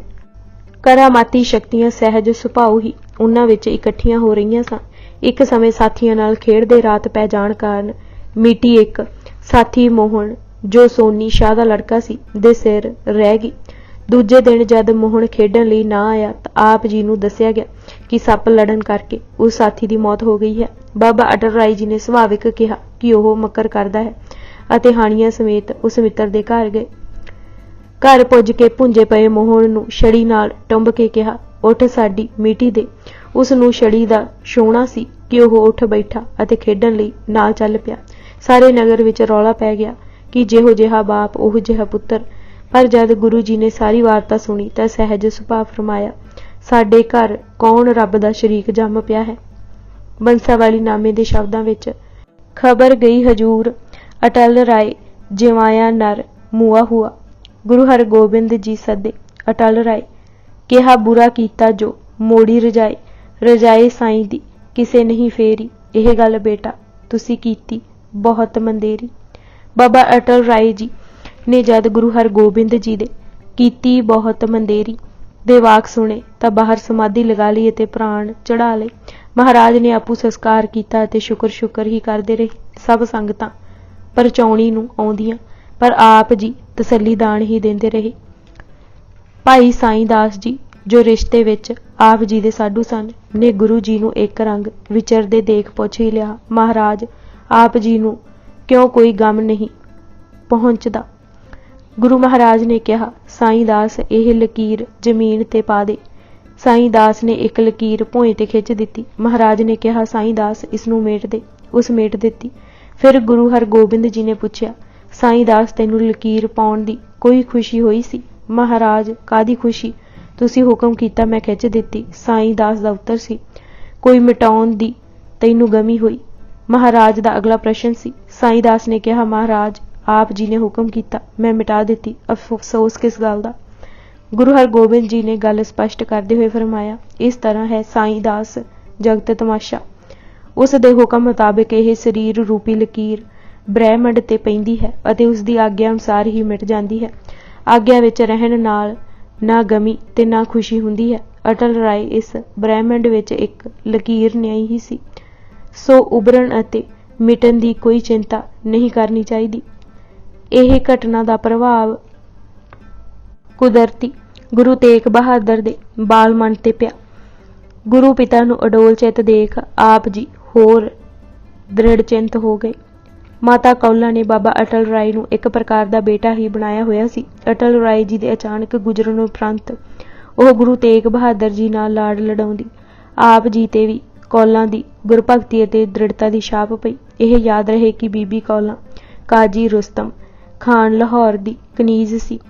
ਮੀਆਂ ਮੀਰ ਦੇ ਸੰਪਰਕ ਵਿੱਚ ਆਉਣ ਉਪਰੰਤ ਜਦ ਰੁਸਤਮ ਖਾਨ ਨੇ ਇਸ ਬੀਬੀ ਨੂੰ ਤੰਗ ਕਰਨਾ ਚਾਹਿਆ ਤਾਂ ਉਸ ਨੂੰ ਮੀਆਂ ਮੀਰ ਜੀ ਦਾ ਚੇਲਾ ਅਬਦੁਲ ਯਾਰ ਗੁਰੂ ਹਰਗੋਬਿੰਦ ਜੀ ਦੇ ਦਰਬਾਰ ਛੱਡ ਗਿਆ। ਬੀਬੀ ਕੌਲਾਂ ਬੜੀ ਨੇਕ ਅਤੇ ਪਗੀਜ਼ਾ ਔਰਤ ਸੀ। ਇਸ ਦੀ ਸਮਾਧ ਕਰਤਾਰਪੁਰ ਹੈ। ਬਚਪਨ ਦੇ ਕਰਮ ਸੁਭਾਅ ਤੋਂ ਹੀ ਪਤਾ ਲੱਗ ਰਿਹਾ ਸੀ ਕਿ ਗੁਰੂ ਤੇਗ ਬਹਾਦਰ ਜੀ ਜੋ ਕਹਿੰਦੇ ਹਨ ਉਸੇ ਤੇ ਹੀ ਪਹਿਰਾ ਦੇ ਕੇ ਖੁਸ਼ ਹੁੰਦੇ ਹਨ। ਇੱਕ ਵਾਰੀ ਆਪ ਜੀ ਕੋਲ ਆਪ ਜੀ ਦੇ ਕਹਾਣੀ ਦੀ ਮਾਂ ਆਈ ਅਤੇ ਕਹਿਣ ਲੱਗੀ ਕਿ ਦੋਸਤ ਨੂੰ ਸਮਝਾਓ ਕਿ ਗੁੜ ਬਹੁਤਾ ਨਾ ਖਾਇਆ ਕਰੇ। ਆਪ ਜੀ ਨੇ ਕਿਹਾ, ਮਾਂ ਅਗਲੇ ਹਫ਼ਤੇ ਪੁੱਤਰ ਨੂੰ ਲਿਆਈ। ਅਗਲੇ ਹਫ਼ਤੇ ਜਦ ਮਾਂ ਪੁੱਤਰ ਨੂੰ ਲੈ ਕੇ ਆਈ ਤਾਂ ਆਪ ਜੀ ਨੇ ਕੇਵਲ ਇਤਨਾ ਹੀ ਕਿਹਾ, ਮਿੱਤਰਾ ਗੁੜ ਬਹੁਤਾ ਖਾਣਾ ਚੰਗਾ ਨਹੀਂ ਹੁੰਦਾ। ਮਾਂ ਦਾ ਪੁੱਛਣਾ ਸੁਭਾਵਿਕ ਸੀ। ਜੇ ਇੰਨੀ ਹੀ ਗੱਲ ਕਹਿਣੀ ਸੀ ਤਾਂ ਉਸ ਦਿਨ ਹੀ ਆਖ ਦਿੰਦੇ। ਆਪ ਜੀ ਨੇ ਕਿਹਾ, ਮਾਂ ਪਿਛਲੇ ਹਫ਼ਤੇ ਮੈਂ ਆਪੂ ਗੁੜ ਬਹੁਤ ਖਾਂਦਾ ਸੀ। ਇਹ ਸਨ ਪੂਰਨੇ ਜੋ 9ਵੇਂ ਪਾਤਸ਼ਾਹ ਪਾ ਰਹੇ ਸਨ। ਭਾਗ ਤੀਜਾ। ਤੇਗ ਬਹਾਦਰ। ਜਹਾਂਗੀਰ ਨੇ ਤਖਤ ਤੇ ਬੈਠਿਆਂ ਹੀ ਸਾਹਿਬ ਗੁਰੂ ਅਰਜਨ ਦੇਵ ਜੀ ਨੂੰ ਤਸੀਹੇ ਦੇ ਸ਼ਹੀਦ ਕਰ ਦਿੱਤਾ ਸੀ। ਪੰਚਮ ਪਿਤਾ ਆਪਣੇ ਬੱਚੇ ਗੁਰੂ ਹਰਗੋਬਿੰਦ ਜੀ ਨੂੰ ਇਹ ਉਪਦੇਸ਼ ਦੇ ਗਏ ਸਨ ਕਿ ਤਲਵਾਰਾਂ ਪਹਿਨਣੀਆਂ, ਫੌਜਾਂ ਰੱਖਣੀਆਂ ਅਤੇ ਤਦ ਤੱਕ ਡਟੇ ਰਹਿਣਾ ਜਦ ਤੱਕ ਜ਼ਾਲਮ ਸੁਧਰ ਨਾ ਜਾਣ ਜਾਂ ਮੁੱਕ ਨਾ ਜਾਣ।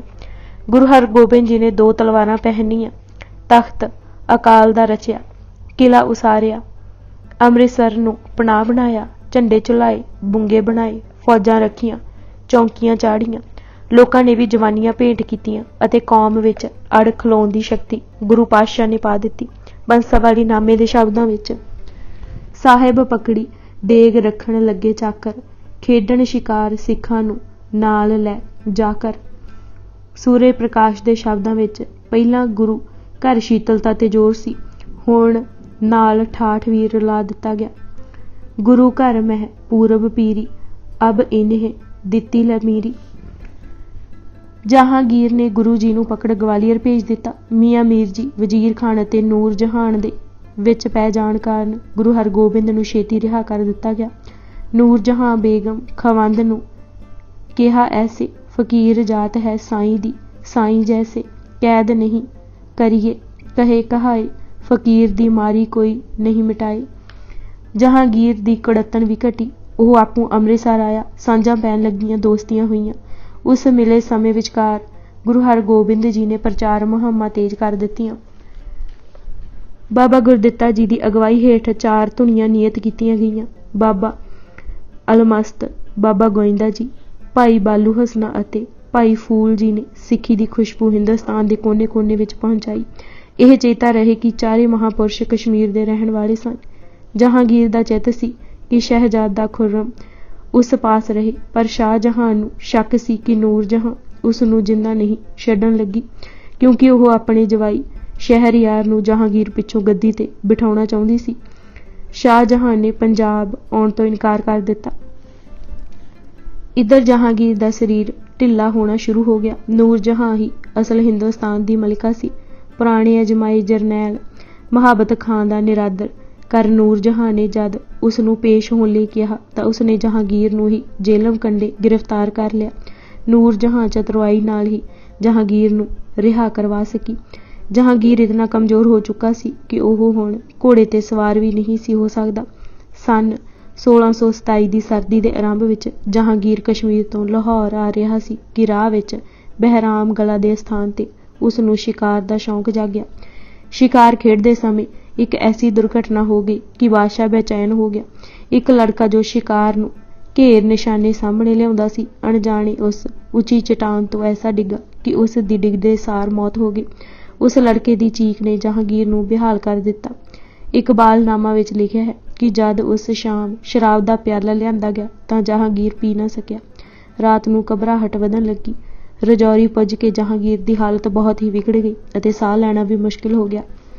8 ਨਵੰਬਰ 1627 ਨੂੰ ਸਵੇਰ ਸਮੇਂ ਚੰਗੇਜ਼ ਹਟੀ ਭਿੰਬਰ ਦੇ ਕਿਨਾਰੇ ਰੂਹ ਸਰੀਰ ਨੂੰ ਛੱਡ ਗਈ। ਨੂਰ ਜਹਾਂ ਉਸ ਦੇ ਮ੍ਰਿਤਕ ਸਰੀਰ ਨੂੰ ਲਾਹੌਰ ਲੈ ਆਈ ਅਤੇ ਰਾਵੀ ਦੇ ਕਿਨਾਰੇ, ਜਿੱਥੇ ਜਹਾਂਗੀਰ ਨੇ ਆਪਣਾ ਮਕਬਰਾ ਆਪ ਬਣਵਾਇਆ ਸੀ, ਦਫਨਾ ਦਿੱਤਾ।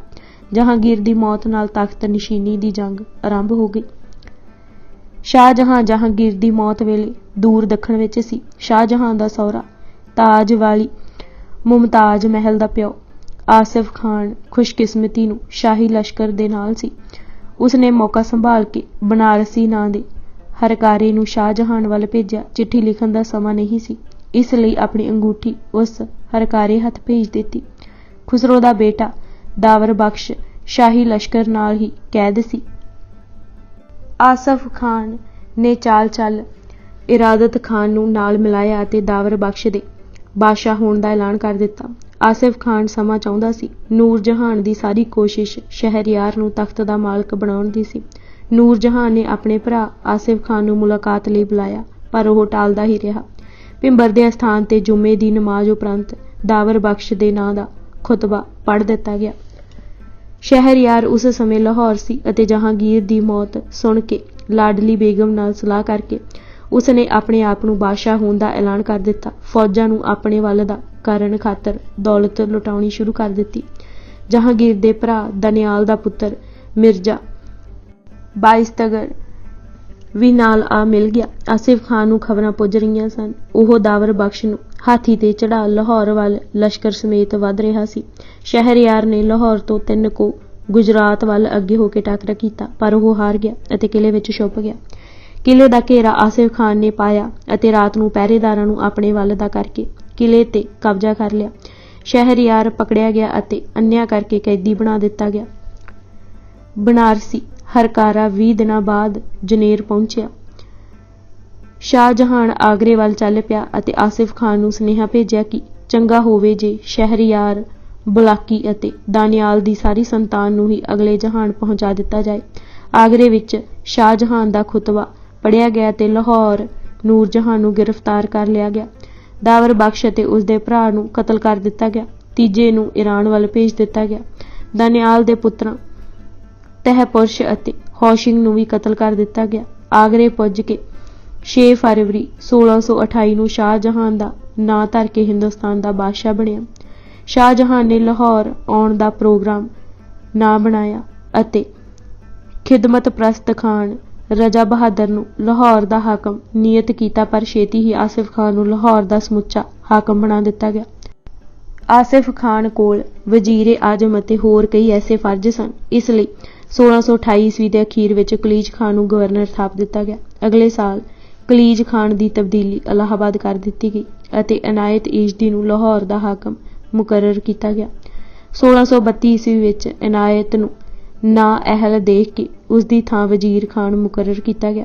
ਵਜ਼ੀਰ ਖਾਨ ਨੂੰ ਸਿੱਖ ਇਤਿਹਾਸ ਵਿੱਚ ਗੁਰੂ ਦਾ ਹਰਕਾਰਾ ਕਿਹਾ ਗਿਆ ਹੈ। ਉਹ ਇੱਕ ਤਕੜਾ ਸੁਚੱਜਾ ਪ੍ਰਬੰਧਕ ਸੀ। ਅੰਮ੍ਰਿਤਸਰ ਬੈਠੇ ਗੁਰੂ ਹਰਗੋਬਿੰਦ ਜੀ ਇਹਨਾਂ ਸਾਰੀਆਂ ਵਾਪਰੀਆਂ ਘਟਨਾਵਾਂ ਨੂੰ ਨੀਝ ਲਾ ਕੇ ਦੇਖ ਰਹੇ ਸਨ। ਉਹ ਜਾਣਦੇ ਸਨ ਕਿ ਹਾਲਾਤ ਦਿਨੋਂ ਦਿਨ ਵਿਗੜ ਰਹੇ ਹਨ ਅਤੇ ਸੰਭਵ ਸੀ ਕਿ ਮਾੜੀ ਸੁਰਤ ਧਾਰ ਜਾਣ। ਆਸਿਫ ਖਾਨ ਨੇ ਪਹਾੜੀ ਰਾਜਿਆਂ ਨੂੰ ਲਾਹੌਰ ਬੁਲਾਇਆ ਕਿ ਉਹ ਨਵੇਂ ਬਾਦਸ਼ਾਹ ਨੂੰ ਸਲਾਮੀ ਦੇ ਜਾਣ। ਰਾਜੇ ਸ਼੍ਰੀ ਅੰਮ੍ਰਿਤਸਰ ਵੀ ਆਏ। ਮਹਾਰਾਜ ਨੇ ਕਮਜ਼ੋਰੀ ਤੋਂ ਉਤਾਂ ਉੱਠਣ ਲਈ ਕਿਹਾ। ਉਹਨਾਂ ਨੇ ਗੁਰੂ ਜੀ ਨੂੰ ਲਾਹੌਰ ਤੋਂ ਦੂਰ ਕੋਈ ਹੋਰ ਟਿਕਾਣਾ ਬਣਾਉਣ ਲਈ ਬੇਨਤੀ ਕੀਤੀ। ਬਾਬਾ ਗੁਰਦਿੱਤਾ ਜੀ ਟਿਕਾਣਾ ਦੇਖਣ ਗਏ। ਉਹਨਾਂ ਹੰਡੂਰ ਦੀ ਜੂਹ ਨੂੰ ਪਸੰਦ ਕੀਤਾ ਅਤੇ ਗੁਰੂ ਜੀ ਆਪੂ ਥਾਂ ਦੇਖਣ ਆਏ। ਥਾਂ ਪਸੰਦ ਆਉਣ ਤੇ ਆਪ ਜੀ ਨੇ ਨਗਰ ਦੀ ਨੀਂਹ ਰੱਖੀ ਅਤੇ ਨਾਮ ਕਿਰਤਪੁਰ ਰੱਖਿਆ। ਇਸ ਨਗਰ ਦਾ ਵਸਣਾ ਸਿੱਖ ਲਹਿਰ ਦਾ ਅਗਲਾ ਕਦਮ ਸੀ। ਇੱਕ ਤਾਂ ਕਿਰਤਪੁਰ ਜਰਨੈਲੀ ਸੜਕ ਤੋਂ ਦੂਰ ਸੀ ਅਤੇ ਦੂਜੇ ਪਹਾੜੀ ਰਾਜਿਆਂ ਵਿੱਚ ਘਿਰਿਆ ਸੀ ਜੋ ਗੁਰੂ ਦੀ ਕਿਰਪਾ ਨਾਲ ਹੀ ਗਵਾਲੀਅਰ ਵਿੱਚੋਂ ਰਿਹਾ ਹੋ ਕੇ ਆਏ ਸਨ। ਬਾਬਾ ਗੁਰਦਿੱਤਾ ਜੀ ਨੇ ਪੂਰਾ ਧਿਆਨ ਨਗਰ ਦੇ ਵਸਾਉਣ ਤੇ ਲਗਾ ਦਿੱਤਾ। ਵਿਸਾਖੀ ਦਾ ਪੁਰਬ ਵੀ ਕਿਰਤਪੁਰ ਹੀ ਮਨਾਇਆ ਗਿਆ। ਬਾਦਸ਼ਾਹ ਬਣਨ ਉਪਰੰਤ ਹੀ ਸ਼ਾਹਜਹਾਨ ਲਾਹੌਰ ਨਾ ਆਇਆ। ਪਹਿਲੀ ਵਾਰੀ ਸ਼ਾਹਜਹਾਨ ਲਾਹੌਰ ਸੰਨ 1633 ਵਿੱਚ ਹੀ ਆਇਆ, ਉਹ ਵੀ ਬਹੁਤ ਥੋੜ੍ਹੇ ਸਮੇਂ ਲਈ। ਸੋ ਲਾਹੌਰ ਦੇ ਹਾਕਮਾਂ ਵਿੱਚ ਮਨਮਾਨੀ ਕਰਨ ਦਾ ਸੁਭਾਅ ਆ ਜਾਣਾ ਸੁਭਾਵਿਕ ਸੀ। ਇੱਕ ਸਾਲ ਅੰਦਰ ਸ਼ਾਹਜਹਾਨ ਨੇ 3 ਗਵਰਨਰ ਬਦਲਾਏ ਅਤੇ ਅਖੀਰ ਕਲੀਜ ਖਾਨ ਨੂੰ ਨਿਯਤ ਕੀਤਾ। ਕਲੀਜ ਖਾਨ ਗੁਰੂ ਅਰਜਨ ਦੇਵ ਜੀ ਦੀ ਸ਼ਹਾਦਤ ਸਮੇਂ ਲਾਹੌਰ ਦਾ ਫੌਜਦਾਰ ਸੀ। ਇਸ ਪਦਵੀ ਨੂੰ ਧਾਰਨ ਕਰਦੇ ਸਾਰ ਉਸਨੇ ਆਪਣਾ ਧਿਆਨ ਗੁਰੂ ਹਰਗੋਬਿੰਦ ਜੀ ਵੱਲ ਮੋੜਿਆ। ਫਿਰ ਸ਼ਾਹਜਹਾਨ ਦੇ ਐਸੇ ਫਰਮਾਨ ਵੀ ਆ ਰਹੇ ਸਨ ਕਿ ਸਿਵਾਏ ਮੁਸਲਮਾਨਾਂ ਤੋਂ ਕੋਈ ਧਰਮ ਪ੍ਰਚਾਰ ਅਤੇ ਵਾਧਾ ਨਹੀਂ ਕਰ ਸਕਦਾ। ਇੱਕ ਫਰਮਾਨ ਇਹ ਸੀ ਕਿ ਮੰਦਰ ਜੋ ਉਸਾਰੀ ਹੇਠ ਸਨ ਅਤੇ ਜਿਨ੍ਹਾਂ ਨੂੰ ਕੁਝ ਸਾਲ ਹੀ ਬਣਿਆ ਹੋਏ ਸਨ, ਉਹਨਾਂ ਨੂੰ ਤੋੜ ਭੰਨ ਦਿੱਤਾ ਜਾਏ। ਸਿੱਖ ਲਹਿਰ ਤੇ ਵੀ ਇਸ ਫਰਮਾਨ ਦਾ ਅਸਰ ਪਿਆ। ਇਸੇ ਫਰਮਾਨ ਦਾ ਸਹਾਰਾ ਲੈ ਕੇ ਬੌਲੀ ਸਾਹਿਬ ਲਾਹੌਰ ਦਾ ਗੁਰਦੁਆਰਾ ਢਾਹ ਦਿੱਤਾ ਗਿਆ ਅਤੇ ਇਹ ਸਿੱਟਾ ਕੱਢਣਾ ਕੋਈ ਮੁਸ਼ਕਿਲ ਨਹੀਂ ਸੀ ਕਿ ਅਗਲਾ ਹਮਲਾ ਸ਼੍ਰੀ ਅੰਮ੍ਰਿਤਸਰ ਤੇ ਹੋਵੇਗਾ। ਕਲੀਜ ਖਾਨ ਦਾ ਦੀਵਾਨ ਅਬੁਲ ਹਸਨ ਸੀ। ਫੌਜਦਾਰ ਮੁਖਲਿਸ ਖਾਂ ਜੋ ਨਕਸ਼ਬੰਦੀ ਸੀ। ਮੁਖਲਿਸ ਖਾਂ ਫੌਜਦਾਰ ਹੋਣ ਕਾਰਨ ਆਪਣੀ ਹੋਂਦ ਨੂੰ ਜਤਲਾਉਂਦਾ ਰਹਿੰਦਾ ਸੀ। ਕਲੀਜ ਖਾਨ ਦਾ ਗਵਰਨਰ ਬਣਨਾ ਸੁਣ ਕੇ ਚੰਦੂ ਦਾ ਪੁੱਤਰ ਕਰਮਚੰਦ ਵੀ ਆਪਣਾ ਹੱਕ ਲੈਣ ਲਈ ਲਾਹੌਰ ਪੁੱਜਾ। ਬਾਬਾ ਪ੍ਰਿਥੀ ਚੰਦ ਦੇ ਪੁੱਤਰ ਮਿਹਰਬਾਨ ਨੇ ਸੁਲਹੀ ਖਾਨ ਦੇ ਪੁੱਤਰ ਜਮਾਲ ਖਾਨ ਨੂੰ ਗੁਰੂ ਹਰਗੋਬਿੰਦ ਵਿਰੁੱਧ ਚੁੱਕਿਆ ਅਤੇ ਜਲੰਧਰ ਦੇ ਨਵਾਬ ਅਬਦੁਲ ਖਾਨ ਨੇ ਵੀ ਆਪਣੀ ਸ਼ਿਕਾਇਤ ਭੇਜੀ। ਜੰਗਾਂ ਕਈ ਛੋਟੀਆਂ-ਮੋਟੀਆਂ ਸ਼ਿਕਾਇਤਾਂ ਹੋਰ ਬਣਾ ਲਈਆਂ ਗਈਆਂ। ਸ਼ਾਹੀ ਬਾਜ ਨੂੰ ਸਿੱਖ ਫੌਜਾਂ ਦੇ ਕਬਜ਼ੇ ਵਿੱਚ ਕਰਨ ਨੂੰ ਇਹ ਕਹਿ ਕੇ ਉਡਾਇਆ ਗਿਆ ਕਿ ਅੱਜ ਬਾਜ ਨੂੰ ਹੱਥ ਪਾਇਆ ਨੇ, ਕੱਲ ਤਾਜ ਨੂੰ ਪਾਉਣਗੇ। ਬੰਸਾਵਾਲੀ ਨਾਮੇ ਨੇ ਠੀਕ ਲਿਖਿਆ ਹੈ ਕਿ ਵੱਡੀ ਸ਼ਿਕਾਇਤ ਹੀ ਇਹ ਸੀ। ਬੰਦਾ ਹੋਏ ਕੇ ਸੱਚਾ ਪਾਤਸ਼ਾਹ ਖਵਾਏ, ਬੰਦਾ ਹੋਏ ਕੇ ਖੁਦਾਏ ਅਖਾਏ, ਜਿਸ ਨੂੰ ਮਾਰਨਾ ਕੁਰਾਨ ਫਰਮਾਏ। ਕਲੀਜ ਖਾਨ ਨੇ ਆਪਣੇ ਫੌਜਦਾਰ ਮੁਖਲਿਸ ਖਾਂ, ਜਿਸ ਨੂੰ ਜਫਰ ਜੰਗ ਦਾ ਖਿਤਾਬ ਵੀ ਮਿਲਿਆ ਹੋਇਆ ਸੀ, ਨੂੰ 7000 ਫੌਜ ਦੇ ਕੇ ਅੰਮ੍ਰਿਤਸਰ ਤੇ ਅਚਾਨਕ ਹਮਲਾ ਕਰਨ ਲਈ ਭੇਜਿਆ। ਗੁਰੂ ਹਰਗੋਬਿੰਦ ਜੀ ਆਪਣੀ ਲੜਕੀ ਵੀਰੋ ਦੀ ਸ਼ਾਦੀ ਵਿੱਚ ਰੁੱਝੇ ਹੋਏ ਸਨ। ਅਗਲੇ ਦਿਨ ਬਰਾਤ ਆਉਣ ਵਾਲੀ ਸੀ। 15 ਮਈ 1628 ਨੂੰ ਇਹ ਜੰਗ ਹੋਈ। ਮੁਖਲਿਸ ਖਾਨ ਦੀ ਜਦ ਇਸ ਜੰਗ ਵਿੱਚ ਕੋਈ ਪੇਸ਼ ਨਾ ਗਈ ਤਾਂ ਉਸਨੇ ਇਸ ਪ੍ਰਕਾਰ ਦੀ ਚਿੱਠੀ ਲਿਖੀ। ਫਕੀਰ ਹੁੰਦਿਆਂ ਤੁਹਾਨੂੰ ਲੜਾਈ ਨਹੀਂ ਸੋਭਦੀ, ਸੋ ਭਲਾ ਇਸ ਵਿੱਚ ਹੈ ਕਿ ਪਿਛਲੀ ਤੇ ਪਛਤਾਓ ਅਤੇ ਅਗਾਂਹ ਲਈ ਬਚ ਕੇ ਟੁਰੋ।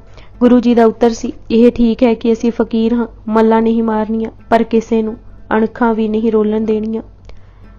ਦਵੱਲੀ ਜੰਗ ਵਿੱਚ ਵੀ ਅਬਦੁੱਲਾ ਖਾਂ ਮਾਰਿਆ ਗਿਆ। ਗੁਰੂ ਤੇਗ ਬਹਾਦਰ ਜੀ ਇਸ ਜੰਗ ਵਿੱਚ ਅਜੇ ਮਸਾਂ 7 ਸਾਲਾਂ ਦੇ ਸਨ, ਪਰ ਉਹਨਾਂ ਕਿਲੇ ਵਿੱਚ ਰਹਿ ਕੇ ਸਾਰੀ ਜੰਗ ਅੱਖੀ ਡਿੱਠੀ। ਦੂਜੀ ਜੰਗ ਹਰਗੋਬਿੰਦਪੁਰ ਦੇ ਅਸਥਾਨ ਤੇ ਸਤੰਬਰ 1629 ਈਸਵੀ ਨੂੰ ਹੋਈ। इस जंग विच भी अब्दुल्ला खां अते उसदे साथी गुरु जी हत्थों मारे गए। इस जंग दा वड्डा कौतक यह सी कि जद मीरी दी तलवार लड़दियां लड़दियां टुट गई तां आप जी ने पीरी दी तलवार नाल मारना मुनासिब ना समझिया। हत्थी पटका के ऐसा मारिया कि उस दे प्राण निकल गए। यह जंग भी गुरु तेग बहादुर जी ने अखी डिठी। पिता गुरु दा शांत चित्त हो जूझण दा प्रभाव गुरु तेग बहादुर उत्ते डूंगा पै रिहा सी। इस जंग दी खबर जद शाहजहां तक आगरे पुजी तां उसने सगों गुस्सा मनाया ते अब्दुल्ला खान दी सारी जायदाद ही जब्त कर ली। वजीर खान दे विच पैण नाल ही गल नजिठी जा सकी। बाबा बुढ़ा जी दी आजू उस समय 125 साल सी। महान कोश अनुसार आप जी दा जन्म भाई सुगे रंधावे दे घर माता गौरा दी कुख तो अक्तूबर 22 1506 ईस्वी नूं कत्थू नंगल जिला अमृतसर होया सी। ਉਹ ਹੀ ਇੱਕ ਐਸੇ ਵਿਅਕਤੀ ਸਨ ਜਿਨ੍ਹਾਂ 8 ਗੁਰੂ ਸਾਹਿਬਾਨਾਂ ਦੇ ਪ੍ਰਤੱਖ ਦਰਸ਼ਨ ਕੀਤੇ ਸਨ ਅਤੇ 5 ਨੂੰ ਗੁਰਗੱਦੀ ਸੌਂਪਣ ਦੀ ਮਰਿਆਦਾ ਨਿਭਾਈ ਸੀ। ਆਪਣਾ ਅੰਤਿਮ ਸਮਾਂ ਨੇੜੇ ਜਾਣ ਉਹਨਾਂ ਗੁਰੂ ਹਰਗੋਬਿੰਦ ਜੀ ਨੂੰ ਸੁਨੇਹਾ ਭੇਜਿਆ। ਗੁਰੂ ਹਰਗੋਬਿੰਦ ਜੀ ਉਸੇ ਸਮੇਂ ਰਮਦਾਸ ਪੁੱਜੇ। ਗੁਰੂ ਜੀ ਨੇ ਕਿਹਾ, ਤੁਸੀਂ ਗੁਰੂ ਸਾਹਿਬਾਨ ਦੇ ਨਿਕਟ ਰਹੇ ਹੋ, ਕੋਈ ਉਪਦੇਸ਼ ਬਖਸ਼ੋ। ਬਾਬਾ ਬੁੱਢਾ ਜੀ ਦੇ ਨੈਣਾਂ ਵਿੱਚ ਜਲ ਆ ਗਿਆ ਤੇ ਕਿਹਾ, ਪਾਤਸ਼ਾਹ ਤੁਸੀਂ ਇੱਕ ਸੂਰਜ ਹੋ ਤੇ ਮੈਂ ਇੱਕ ਜੁਗਨੂ ਹਾਂ। ਮੈਂ ਤਾਂ ਤੁਹਾਡਾ ਚਾਕਰ ਹਾਂ ਤੇ ਚਾਕਰੀ ਕਰ ਆਨੰਦ ਲੈਂਦਾ ਹਾਂ। ਸਾਰੀਆਂ ਬਰਕਤਾਂ ਦੇ ਮਾਲਕ ਤੁਸੀਂ ਹੋ। ਹੁਣ ਭਾਣਾ ਜੀ ਬੇਟੇ ਦਾ ਹੱਥ ਪਕੜੋ। ਗੁਰੂ ਜੀ ਨੇ ਫਿਰ ਕਿਹਾ, ਤੁਹਾਡੇ ਹਿਰਦੇ ਵਿੱਚ ਗੁਰੂ ਸ਼ਬਦ ਹੈ। ਜਿਨ੍ਹਾਂ ਗੁਰੂ ਨਾਨਕ ਸੁਣਿਆ ਪੇਖਿਆ ਹੈ ਉਹ ਜਨਮ ਮਰਨ ਦੇ ਗੇੜੇ ਵਿੱਚ ਨਹੀਂ ਪੈਂਦੇ। ਤੁਸੀਂ ਸੁਭਾਗੇ ਹੋ ਜਿਨ੍ਹਾਂ ਗੁਰੂ ਨਾਨਕ ਦੀ ਸੰਗਤ ਮਾਣੀ ਹੈ।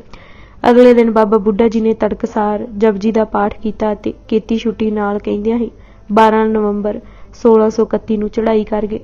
ਬਿਵਾਨ ਨੂੰ ਇੱਕ ਤਰਫੋਂ ਮੋਢਾ ਗੁਰੂ ਜੀ ਅਤੇ ਬਾਬਾ ਭਾਨਾ ਜੀ ਤੇ ਦੂਜੇ ਪਾਸੋਂ ਭਾਈ ਗੁਰਦਾਸ ਜੀ ਅਤੇ ਅਜੀਤਾ ਰੰਧਾਵਾ ਜੀ ਨੇ ਦਿੱਤਾ। ਗੁਰੂ ਹਰਗੋਬਿੰਦ ਜੀ ਨੇ ਆਪਣੇ ਹੱਥੀਂ ਸੰਸਕਾਰ ਕੀਤਾ। ਗੁਰੂ ਬਿਲਾਸ ਵਾਲਾ ਲਿਖਦਾ ਹੈ, ਚਿਖਾ ਉੱਪਰ ਜਬ ਹੀ ਧਰੀ ਸਾਹਿਬ ਬੁੱਢੇ ਦੇਹੀ ਹਰਗੋਬਿੰਦ ਕੇ ਨੈਣ ਸੇ ਚਲਿਓ ਨੀਰ ਅਸਨੇਹ। ਉੱਥੋਂ ਗੁਰੂ ਜੀ ਕਰਤਾਰਪੁਰ ਚਲੇ ਗਏ। ਗੁਰੂ ਤੇਗ ਬਹਾਦਰ ਜੀ ਨਾਲ ਹੀ ਸਨ। ਉਹਨਾਂ ਤੇ ਬਾਬਾ ਬੁੱਢਾ ਜੀ ਦੇ ਸਹਿਜ ਸੁਭਾਅ ਸਰੀਰ ਛੱਡਣ ਦਾ ਬਹੁਤ ਹੀ ਡੂੰਘਾ ਅਸਰ ਪਿਆ। ਬਾਬਾ ਸ਼੍ਰੀ ਚੰਦ ਜੀ ਦੀ ਮਿਲਣੀ ਵੇਲੇ ਜੋ ਨਿਮਰਤਾ ਗੁਰੂ ਹਰਗੋਬਿੰਦ ਜੀ ਨੇ ਦਿਖਾਈ ਅਤੇ ਜੋ ਪਿਆਰ ਫਿਰ ਬਾਬਾ ਸ਼੍ਰੀ ਚੰਦ ਜੀ ਨੇ ਗੁਰੂ ਪੁੱਤਰਾਂ ਨਾਲ ਕੀਤਾ, ਉਸ ਦੀ ਅਮਿੱਟ ਛਾਪ ਵੀ ਗੁਰੂ ਤੇਗ ਬਹਾਦਰ ਜੀ ਤੇ ਪਈ ਸੀ। ਬਾਬਾ ਸ਼੍ਰੀ ਚੰਦ ਜੀ 13 ਜਨਵਰੀ 1629 ਨੂੰ ਗੁਜਰੇ ਸਨ। ਬਾਰਠ ਤੋਂ ਸ਼੍ਰੀ ਹਰਿਮੰਦਰ ਅਤੇ ਫਿਰ ਤਰਨਤਾਰਨ ਸਰਹਾਲੀ ਖਾਨ ਛਾਪਰੀ ਹੁੰਦੇ ਗੁਰੂ ਹਰਗੋਬਿੰਦ ਜੀ ਗੋਇੰਦਵਾਲ ਪੁੱਜੇ। ਗੋਇੰਦਵਾਲ ਵਿਖੇ ਹੀ ਭਾਈ ਗੁਰਦਾਸ ਜੀ ਨੇ ਟਿਕਾਣਾ ਕਰ ਲਿਆ ਸੀ। ਉਹਨਾਂ ਦੀ ਇਹ ਅਰਦਾਸ ਸੀ ਕਿ ਜਦ ਉਹ ਸਰੀਰ ਛੱਡਣ ਗੁਰੂ ਹਰਗੋਬਿੰਦ ਜੀ ਕੋਲ ਹੋਣ। 13 ਅਗਸਤ 1636 ਈਸਵੀ ਨੂੰ ਆਸਾ ਦੀ ਵਾਰ ਦੇ ਕੀਰਤਨ ਦੀ ਸਮਾਪਤੀ ਉਪਰੰਤ ਭਾਈ ਜੀ ਨੇ ਫਰਮਾਇਆ, ਅੰਤਿਮ ਸਮਾਂ ਆ ਗਿਆ ਹੈ, ਹੁਣ ਕੋਈ ਦੇਰੀ ਨਹੀਂ। ਸਵਾਸ ਨਿਕਲਣ ਤਾਂ ਸਭ ਸੰਗਤਾਂ ਗੁਰੂ ਗੁਰੂ ਕਰਨਾ, ਮੇਰਾ ਕੋਈ ਦਹੇਰਾ ਨਾ ਬਣਾਉਣਾ। ਚਿਖਾ ਤੋਂ ਚੱਕ ਕੇ ਰਾਖ ਬਿਆਸ ਵਿੱਚ ਰੁੜ ਦੇਣੀ। ਗੁਰੂ ਜੀ ਨੇ ਸੰਗਤ ਨੂੰ ਸੰਬੋਧਨ ਕਰਦੇ ਹੋਏ ਕਿਹਾ, ਭਾਈ ਜੀ ਐਸੇ ਗੁਰਸਿੱਖ ਹਨ ਜੋ ਸਿੱਖੀ ਦਾ ਮਾਰਗ ਦੱਸਣ ਵਿੱਚ ਸਹਾਇਕ ਹੋਏ ਹਨ। ਉਹਨਾਂ ਦਾ ਨਾਮ ਅਟਲ ਹੈ। ਭਾਈ ਜੀ ਨੇ ਉੱਥੇ ਹੀ ਸੰਗਤ ਵਿੱਚ ਪ੍ਰਾਣ ਤਿਆਗੇ। ਗੁਰਬਿਲਾਸ ਪਾਤਸ਼ਾਹੀ 6ਵੀਂ ਵਿੱਚ ਲਿਖਿਆ ਹੈ, ਨਿਸਾ ਗਈ ਰਵ ਆਈਨੋ ਭੋਗ ਵਾਰ ਕਾ ਪਾਏ, ਭੋਗ ਸੁਖਮਣੀ ਕਾ ਤਬ ਪਾਇਓ, ਪਦ ਪੰਕਜ ਗੁਰ ਕੇ ਲਿਪਟਾਇਓ, ਭਾਈ ਕੇ ਤਬ ਪ੍ਰਾਣ ਬਿਲਾਏ, ਗੁਰਪੂਰਾ ਸੀਸ ਭਾਗ ਬੜ ਪਾਏ। ਇਹ ਵੀ ਲਿਖਿਆ ਮਿਲਦਾ ਹੈ ਕਿ ਬਿਵਾਨ ਭਾਈ ਭਾਨਾ ਜੀ, ਗੁਰੂ ਜੀ, ਬਿਧੀ ਚੰਦ ਜੀ ਅਤੇ ਜੇਠਾ ਜੀ ਨੇ ਉਠਾਇਆ। ਅੰਤਿਮ ਭੋਗ ਦੀ ਅਰਦਾਸ ਤੱਕ ਗੁਰੂ ਜੀ ਗੋਇੰਦਵਾਲ ਹੀ ਰਹੇ। ਉੱਥੇ ਹੀ ਗੁਰੂ ਜੀ ਨੇ ਫਰਮਾਇਆ ਸੀ, ਕਿਸੇ ਜੀਵ ਦੇ ਜਾਨ ਤੇ ਰੋਣਾ ਪਿੱਟਣਾ ਬਿਲਕੁਲ ਹੀ ਨਹੀਂ, ਭਾਣੇ ਵਿੱਚ ਪ੍ਰਸੰਨ ਰਹਿਣਾ। ਕੋਈ ਨਦੀ ਨਾਲਾ ਹੋਵੇ ਉਸ ਵਿੱਚ ਫੁੱਲ ਪਾ ਦੇਣੀ। ਜੇ ਨਦੀ ਨਾਲਾ ਨੇੜੇ ਨਾ ਹੋਵੇ ਤਾਂ ਸੰਸਕਾਰ ਵਾਲੀ ਥਾਂ ਹੀ ਟੋਇਆ ਪੁੱਟ ਕੇ ਅਸਥੀਆਂ ਉਸ ਵਿੱਚ ਦਬਾ ਦੇਣੀਆਂ। ਸਹਿਜ ਕਰਤੀ ਦੇ ਅਰਥ ਕਰਨੇ। ਇਸ ਤਰ੍ਹਾਂ ਪਰਚਾ ਬਣਿਆ ਰਹੇਗਾ। ਭਾਈ ਗੁਰਦਾਸ ਜੀ ਐਸੇ ਵਿਅਕਤੀ ਹਨ ਜਿਨ੍ਹਾਂ ਗੁਰੂ ਅਮਰਦਾਸ ਜੀ ਦੇ ਸਮੇਂ ਤੋਂ ਹੀ ਸਿੱਖੀ ਪ੍ਰਚਾਰ ਨੂੰ ਹੱਥ ਵਿੱਚ ਲਿਆ। ਜਦ ਗੁਰੂ ਹਰਗੋਬਿੰਦ ਜੀ ਨੇ 2 ਤਲਵਾਰਾਂ ਪਹਿਨੀਆਂ ਤਾਂ ਆਪ ਜੀ ਨੇ ਉਕਤੀਆਂ ਦੇ ਕੇ ਸਭ ਦੀ ਤਸੱਲੀ ਕਰਵਾਈ ਸੀ। ਇਹ ਮਾਣ ਵੀ ਆਪ ਜੀ ਨੂੰ ਪ੍ਰਾਪਤ ਹੈ ਕਿ ਆਪ ਜੀ ਨੇ ਆਦ ਬੀੜ ਲਿਖੀ ਸੀ। ਫਿਰ ਸਿੱਖੀ ਆਸ਼ਾ ਸਮਝਾਉਣ ਲਈ ਵਾਰਾਂ ਲਿਖੀਆਂ। ਗੁਰੂ ਅਰਜਨ ਦੇਵ ਜੀ ਨੇ ਇਸੇ ਲਈ ਭਾਈ ਗੁਰਦਾਸ ਜੀ ਦੀ ਕਿਰਤ ਨੂੰ ਗੁਰਬਾਣੀ ਦੀ ਚਾਬੀ ਅਤੇ ਸਿੱਖੀ ਆਸ਼ੇ ਅਨੁਕੂਲ ਕਿਹਾ ਸੀ। ਦੂਜਿਆਂ ਨੇ ਸ਼ਰੀਕਾ ਕਰ ਲਿਖੀ ਹੈ, ਪਰ ਭਾਈ ਜੀ ਨੇ ਸਿੱਖੀ ਆਸ਼ੇ ਨੂੰ ਸਮਝਾਉਣ ਲਈ ਆਪ ਜੀ ਗੁਰੂ ਤੇਗ ਬਹਾਦਰ ਜੀ ਦੇ ਵਿੱਦਿਆ ਦਾਤਾ ਵੀ ਸਨ। ਇਹਨਾਂ ਦੋਹਾਂ ਬਾਬਾ ਬੁੱਢਾ ਜੀ ਅਤੇ ਭਾਈ ਗੁਰਦਾਸ ਜੀ ਦੇ ਅਕਾਲ ਚਲਾਣੇ ਦੀ ਛਾਪ ਕੁਦਰਤੀ ਗੁਰੂ ਤੇਗ ਬਹਾਦਰ ਜੀ ਦੇ ਕੋਮਲ ਹਿਰਦੇ ਤੇ ਪੈਣੀ ਸੀ ਤੇ ਪਈ। ਗੁਰੂ ਹਰਗੋਬਿੰਦ ਜੀ ਦੇ ਨਾਲ ਗੁਰੂ ਤੇਗ ਬਹਾਦਰ ਜੀ ਰਹਿੰਦੇ ਸਨ। ਹਰ ਮੁਹਿੰਮ, ਹਰ ਪ੍ਰਚਾਰ ਦੌਰੇ ਤੇ ਉਹ ਨਾਲ ਸਨ। ਤੀਜੀ ਜੰਗ ਮਾਲਵਾ ਵਿਖੇ ਨਥਾਣਾ ਦੇ ਸਥਾਨ ਤੇ ਹੋਈ। ਇਸ ਵਿੱਚ ਵੀ ਗੁਰੂ ਪਾਤਸ਼ਾਹ ਨੂੰ ਕਾਮਯਾਬੀ ਮਿਲੀ। ਲੱਲਾ ਬੇਗ ਮਾਰਿਆ ਗਿਆ ਅਤੇ ਫੌਜਾਂ ਭੱਜ ਉੱਠੀਆਂ। ਇਸ ਜੰਗ ਉਪਰੰਤ ਸ਼ਾਹਜਹਾਨ ਨੂੰ ਬਹੁਤ ਹੀ ਕਿਹਾ ਗਿਆ ਕਿ ਇੱਕ ਵੱਡਾ ਸਿੱਧਾ ਹਮਲਾ ਗੁਰੂ ਹਰਗੋਬਿੰਦ ਜੀ ਤੇ ਕੀਤਾ ਜਾਏ। ਉਸ ਪੰਜਾਬ ਆਉਣ ਦਾ ਪ੍ਰੋਗਰਾਮ ਬਣਾਇਆ, ਪਰ ਵਜ਼ੀਰ ਖਾਨ ਦੀਆਂ ਦਲੀਲਾਂ ਨੇ ਹੋਰ ਕੋਈ ਕਾਰਵਾਈ ਕਰਨ ਤੋਂ ਰੋਕੀ ਰੱਖਿਆ। ਨਥਾਣਾ ਤੋਂ ਗੁਰੂ ਹਰਗੋਬਿੰਦ ਜੀ ਕੀਰਤਪੁਰ ਆਏ ਅਤੇ ਉੱਥੇ ਹੀ ਭਾਈ ਲਾਲ ਚੰਦ ਅਤੇ ਮਾਤਾ ਬਿਸ਼ਨ ਕੌਰ ਦੀ ਲੜਕੀ ਬੀਬੀ ਗੁਜਰੀ ਨਾਲ ਗੁਰੂ ਤੇਗ ਬਹਾਦਰ ਜੀ ਦਾ ਰਿਸ਼ਤਾ ਪੱਕਾ ਹੋਇਆ। ਮਾਰਚ 1632 ਈਸਵੀ ਵਿੱਚ ਸ਼ਾਦੀ ਕਰਤਾਰਪੁਰ ਵਿੱਚ ਹੋਈ। ਕਰਤਾਰਪੁਰ ਵਿੱਚ ਵਿਆਹ ਦੀ ਰੌਣਕ ਅਪੂਰਵ ਸੀ। ਮੇਲੀ ਵੇਲੇ ਜਦ ਭਾਈ ਲਾਲ ਚੰਦ ਜੀ ਨੇ ਅੱਗੇ ਵੱਧ ਕੇ ਗੁਰੂ ਚਰਨਾਂ ਤੇ ਸਿਰ ਨਿਵਾਇਆ ਤਾਂ ਗੁਰੂ ਜੀ ਨੇ ਆਪੂ ਪਕੜ ਕੇ ਛਾਤੀ ਨਾਲ ਲਗਾਇਆ। ਆਨੰਦ ਕਾਰਜ ਉਪਰੰਤ ਭਾਈ ਲਾਲ ਚੰਦ ਜੀ ਨੇ ਆਪਣੀ ਬੱਚੀ ਨੂੰ ਪਤੀ ਦੀ ਹਰ ਸਮੇਂ ਸੇਵਾ ਕਰਨ ਦੀ ਸਿੱਖਿਆ ਦਿੱਤੀ। ਗੁਰੂ ਤੇਗ ਬਹਾਦਰ ਜੀ ਅਤੇ ਗੁਜਰੀ ਜੀ ਦੀ ਜੋੜੀ ਬਹੁਤ ਸੁੰਦਰ ਲੱਗ ਰਹੀ ਸੀ। ਹਰ ਕੋਈ ਕਹਿ ਰਿਹਾ ਸੀ ਕਿ ਵਿਧਾਤਾ ਨੇ ਆਪੂ ਸੁੰਦਰਤਾ ਵਿੱਚ ਡੁਬੋ ਘੜੀ ਹੈ। ਜਦ ਬਰਾਤ ਵਾਪਸ ਟਿਕਾਣੇ ਰਵਾਨਾ ਹੋਣ ਲੱਗੀ ਤਾਂ ਭਾਈ ਲਾਲ ਚੰਦ ਜੀ ਨੇ ਨਿਮਰਤਾ ਵਿੱਚ ਕਿਹਾ ਕਿ ਉਹਨਾਂ ਕੋਲ ਗੁਰੂ ਜੀ ਦੀ ਸੇਵਾ ਨਹੀਂ ਹੋ ਸਕੀ ਅਤੇ ਨਾ ਹੀ ਕੁਝ ਭੇਟ ਕਰਨ ਲਈ ਹੈ। ਨਹਿ ਸਰਿਓ ਕਛੂ ਟਿਗਮੋਰੋ। ਫਿਰ ਉਸ ਦੇ ਇਹ ਨਿਮਰਤਾ ਭਰੇ ਬਚਨ ਗੁਰੂ ਹਰਗੋਬਿੰਦ ਜੀ ਨੇ ਸੁਣੇ ਤਾਂ ਉਹਨਾਂ ਫਰਮਾਇਆ, ਲਾਲ ਚੰਦ ਤੁਮ ਦੀਨੋ ਸਕਲ ਬਿਸਾਲਾ, ਜਿਨ ਤਨੁਜਾ ਅਰਪਣ ਕੀਨ, ਕਿਆ ਪਾਛੇ ਤਿਨ ਰਖ ਲੀਨ।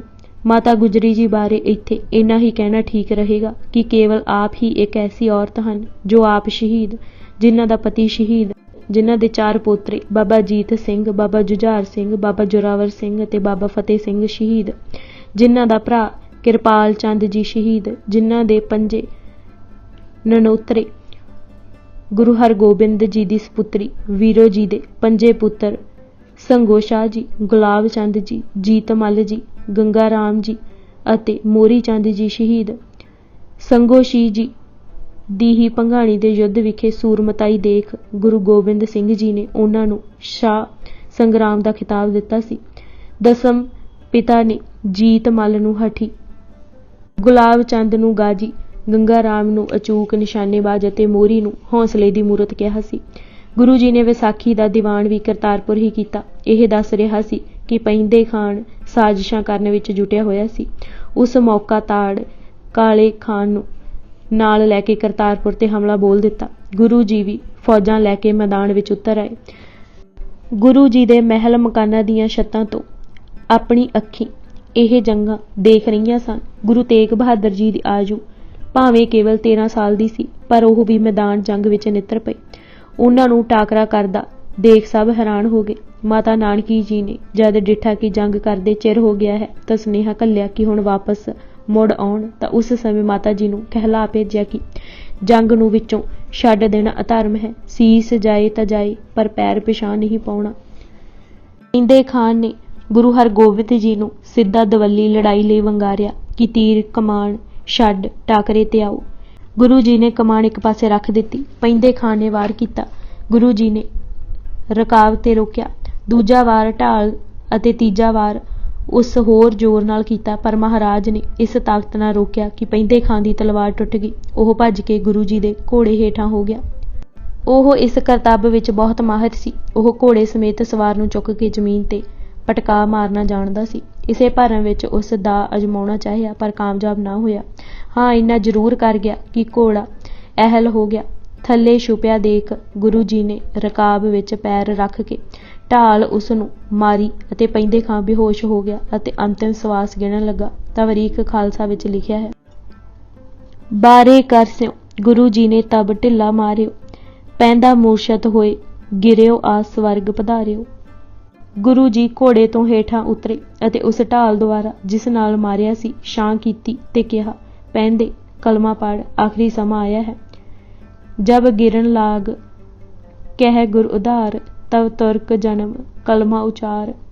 ਪੈਂਦੇ ਖਾਂ ਨੇ ਥਿੜਕਦੇ ਥਿੜਕਦੇ ਕਿਹਾ, ਤੇਰੀ ਮਿਹਰ ਹੀ ਮੇਰਾ ਕਲਮਾ ਹੈ, ਅਤੇ ਸ਼ਾਂਤ ਹੋ ਗਿਆ। ਕੁਤਬ ਖਾਨ ਨੱਸਣ ਲੱਗਾ ਤਾਂ ਕਾਲੇ ਖਾਨ ਨੇ ਵੰਗਾਰ ਕੇ ਡਟਣ ਲਈ ਕਿਹਾ। ਕਾਲੇ ਖਾਨ ਨੇ ਗੁਰੂ ਜੀ ਤੇ ਕਈ ਵਾਰ ਕੀਤੇ, ਪਰ ਸਭ ਅਸਫਲ।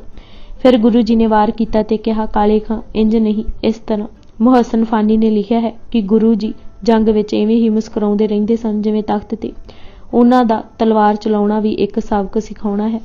ਕਰਤਾਰਪੁਰ ਹੋਰ ਬਹੁਤਾ ਚਿਰ ਟਿਕਣਾ ਠੀਕ ਨਾ ਜਾਣ ਆਪ ਜੀ ਕਿਰਤਪੁਰ ਚਲੇ ਗਏ।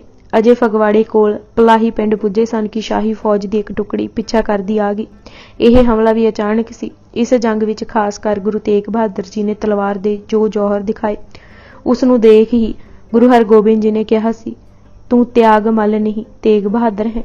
ਉਸ ਉਪਰੰਤ ਗੁਰੂ ਹਰਗੋਬਿੰਦ ਜੀ ਨੇ ਕਿਰਤਪੁਰ ਹੀ ਟਿਕਾਣਾ ਰੱਖਿਆ। ਭਾਵੇਂ ਸਿੱਖੀ ਪ੍ਰਚਾਰ ਲਈ ਗੁਰੂ ਪਿਤਾ ਮਾਲਵੇ ਅਤੇ ਬਾਂਗੜ ਦੇਸ਼ ਜਾਂਦੇ ਰਹੇ, ਗੁਰੂ ਤੇਗ ਬਹਾਦਰ ਜੀ ਵੀ ਕਿਰਤਪੁਰ ਹੀ ਪਿਤਾ ਪਾਸ ਟਿਕੇ ਰਹੇ।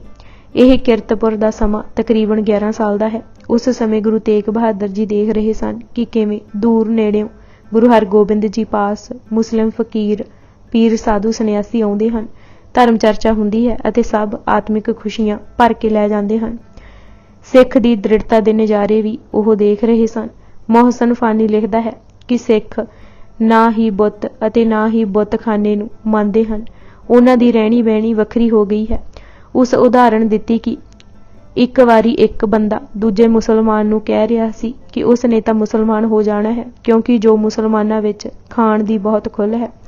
ਉਸ ਹਿੰਦੂ ਦੀ ਗੱਲ ਸੁਣ ਕੇ ਕੋਲ ਖੜੇ ਇੱਕ ਸਿੱਖ ਗਿਆਨੀ ਪ੍ਰਤਾਪ ਮੱਲ ਨੇ ਕਿਹਾ, ਮੁਸਲਮਾਨ ਕਿਉਂ ਬਣਨਾ ਹੈ? ਜੇ ਤੇਰੀ ਮਰਜ਼ੀ ਸਭ ਕੁਝ ਖਾਣ ਦੀ ਹੈ ਤਾਂ ਗੁਰੂ ਦਾ ਸਿੱਖ ਬਣ ਅਤੇ ਜੋ ਜੀ ਆਵੇ ਖਾ। ਉਸ ਦਾ ਭਾਵ ਸੀ ਕਿ ਮੁਸਲਮਾਨਾਂ ਵਿੱਚ ਫੇਰ ਵੀ ਕੁਝ ਵਿਵਰਜਿਤ ਹੈ। ਅਟੁੱਟ ਸ਼ਰਧਾ ਦੀਆਂ ਸਾਖੀਆਂ ਵੀ ਕਿਰਤਪੁਰ ਹੋ ਰਹੀਆਂ ਸਨ। ਗੁਰੂ ਹਰਗੋਬਿੰਦ ਜੀ ਨੇ ਭਾਈ ਝੰਡੇ ਨੂੰ ਕਿਹਾ ਕਿ ਜਾ ਕੇ ਸੰਗਤਾਂ ਵਿੱਚ ਆਖ ਦਿਓ, ਜੋ ਲੰਗਰ ਵਿੱਚ ਲੱਕੜਾਂ ਲਿਆ ਕੇ ਪਾਏਗਾ ਉਹ ਨਿਹਾਲ ਹੋਵੇਗਾ। ਭਾਈ ਜੀ ਆਪੂ ਆਗਿਆ ਦੱਸ ਕੇ ਲੱਕੜਾਂ ਚੁਣਨ ਲਈ ਚੱਲ ਪਏ। ਲੱਕੜਾਂ ਚੁਣਨ ਵਿੱਚ ਐਸਾ ਮਸਤ ਹੋਏ ਕਿ ਸਾਰਾ ਦਿਨ ਅਤੇ ਰਾਤ ਉੱਥੇ ਹੀ ਗੁਜ਼ਾਰ ਦਿੱਤੀ। ਅਗਲੇ ਦਿਨ ਪੰਡਾਂ ਢੋ ਢੋ ਕੇ ਚੁੱਕ ਲਿਆਈ ਜਾਣ। ਗੁਰੂ ਮਹਾਰਾਜ ਨੇ ਜਦ ਡਿੱਠਾ ਤਾਂ ਉਹਨਾਂ ਕਿਹਾ, ਤੁਸੀਂ ਤਾਂ ਜਥੇਦਾਰ ਹੋ, ਹੁਕਮ ਸਿੱਖਾਂ ਲਈ ਸੀ। ਭਾਈ ਜੀ ਨੇ ਕਿਹਾ, ਹੁਕਮ ਸੀ ਸਿੱਖਾਂ ਨੂੰ ਆਖੋ, ਮੈਂ ਸਿੱਖ ਬਣਨ ਦੀ ਕੋਸ਼ਿਸ਼ ਕਰ ਰਿਹਾ ਹਾਂ। ਐਸੀਆਂ ਸ਼ਰਧਾ ਭਰੀਆਂ ਭਾਵਨਾਵਾਂ ਨੂੰ ਦੇਖ ਗੁਰੂ ਤੇਗ ਬਹਾਦਰ ਜੀ ਵੀ ਆਗਿਆ ਹੇਠ ਤੁਰਨ ਦੀ ਮਹੱਤਤਾ ਦ੍ਰਿੜ ਕਰ ਰਹੇ ਸਨ। ਉਹ ਵੀ ਗੁਰੂ ਹੁਕਮ ਤੋਂ ਸਦਕੇ ਹੁੰਦੇ, ਲੰਗਰ ਦੀ ਸੇਵਾ ਕਰਦੇ, ਜੂਠੇ ਭਾਂਡੇ ਮਾਂਜਦੇ, ਪਾਣੀ ਢੋਂਦੇ, ਪੱਖਾ ਫੇਰਦੇ ਅਤੇ ਸੰਗਤਾਂ ਦੀ ਦੇਖਭਾਲ ਕਰਦੇ। ਬਹੁਤ ਸਮਾਂ ਸਿਮਰਨ ਵਿੱਚ ਲਗਾਉਂਦੇ, ਬਹੁਤ ਘੱਟ ਬੋਲਦੇ। ਅੱਜ ਅਸੀਂ ਇਤ ਜਨ ਕਰੀ ਜੀਵਨੀ ਸ਼੍ਰੀ ਗੁਰੂ ਤੇਗ ਬਹਾਦਰ ਜੀ ਕਿਤਾਬ ਦੇ 28 ਪੰਨੇ ਪੜ੍ਹ ਚੁੱਕੇ ਹਾਂ। ਬਾਕੀ ਦੀ ਕਿਤਾਬ ਅਸੀਂ ਅਗਲੇ ਭਾਗ ਵਿੱਚ ਪੜ੍ਹਾਂਗੇ। ਵਾਹਿਗੁਰੂ ਜੀ ਕਾ ਖਾਲਸਾ, ਵਾਹਿਗੁਰੂ ਜੀ ਕੀ ਫਤਿਹ।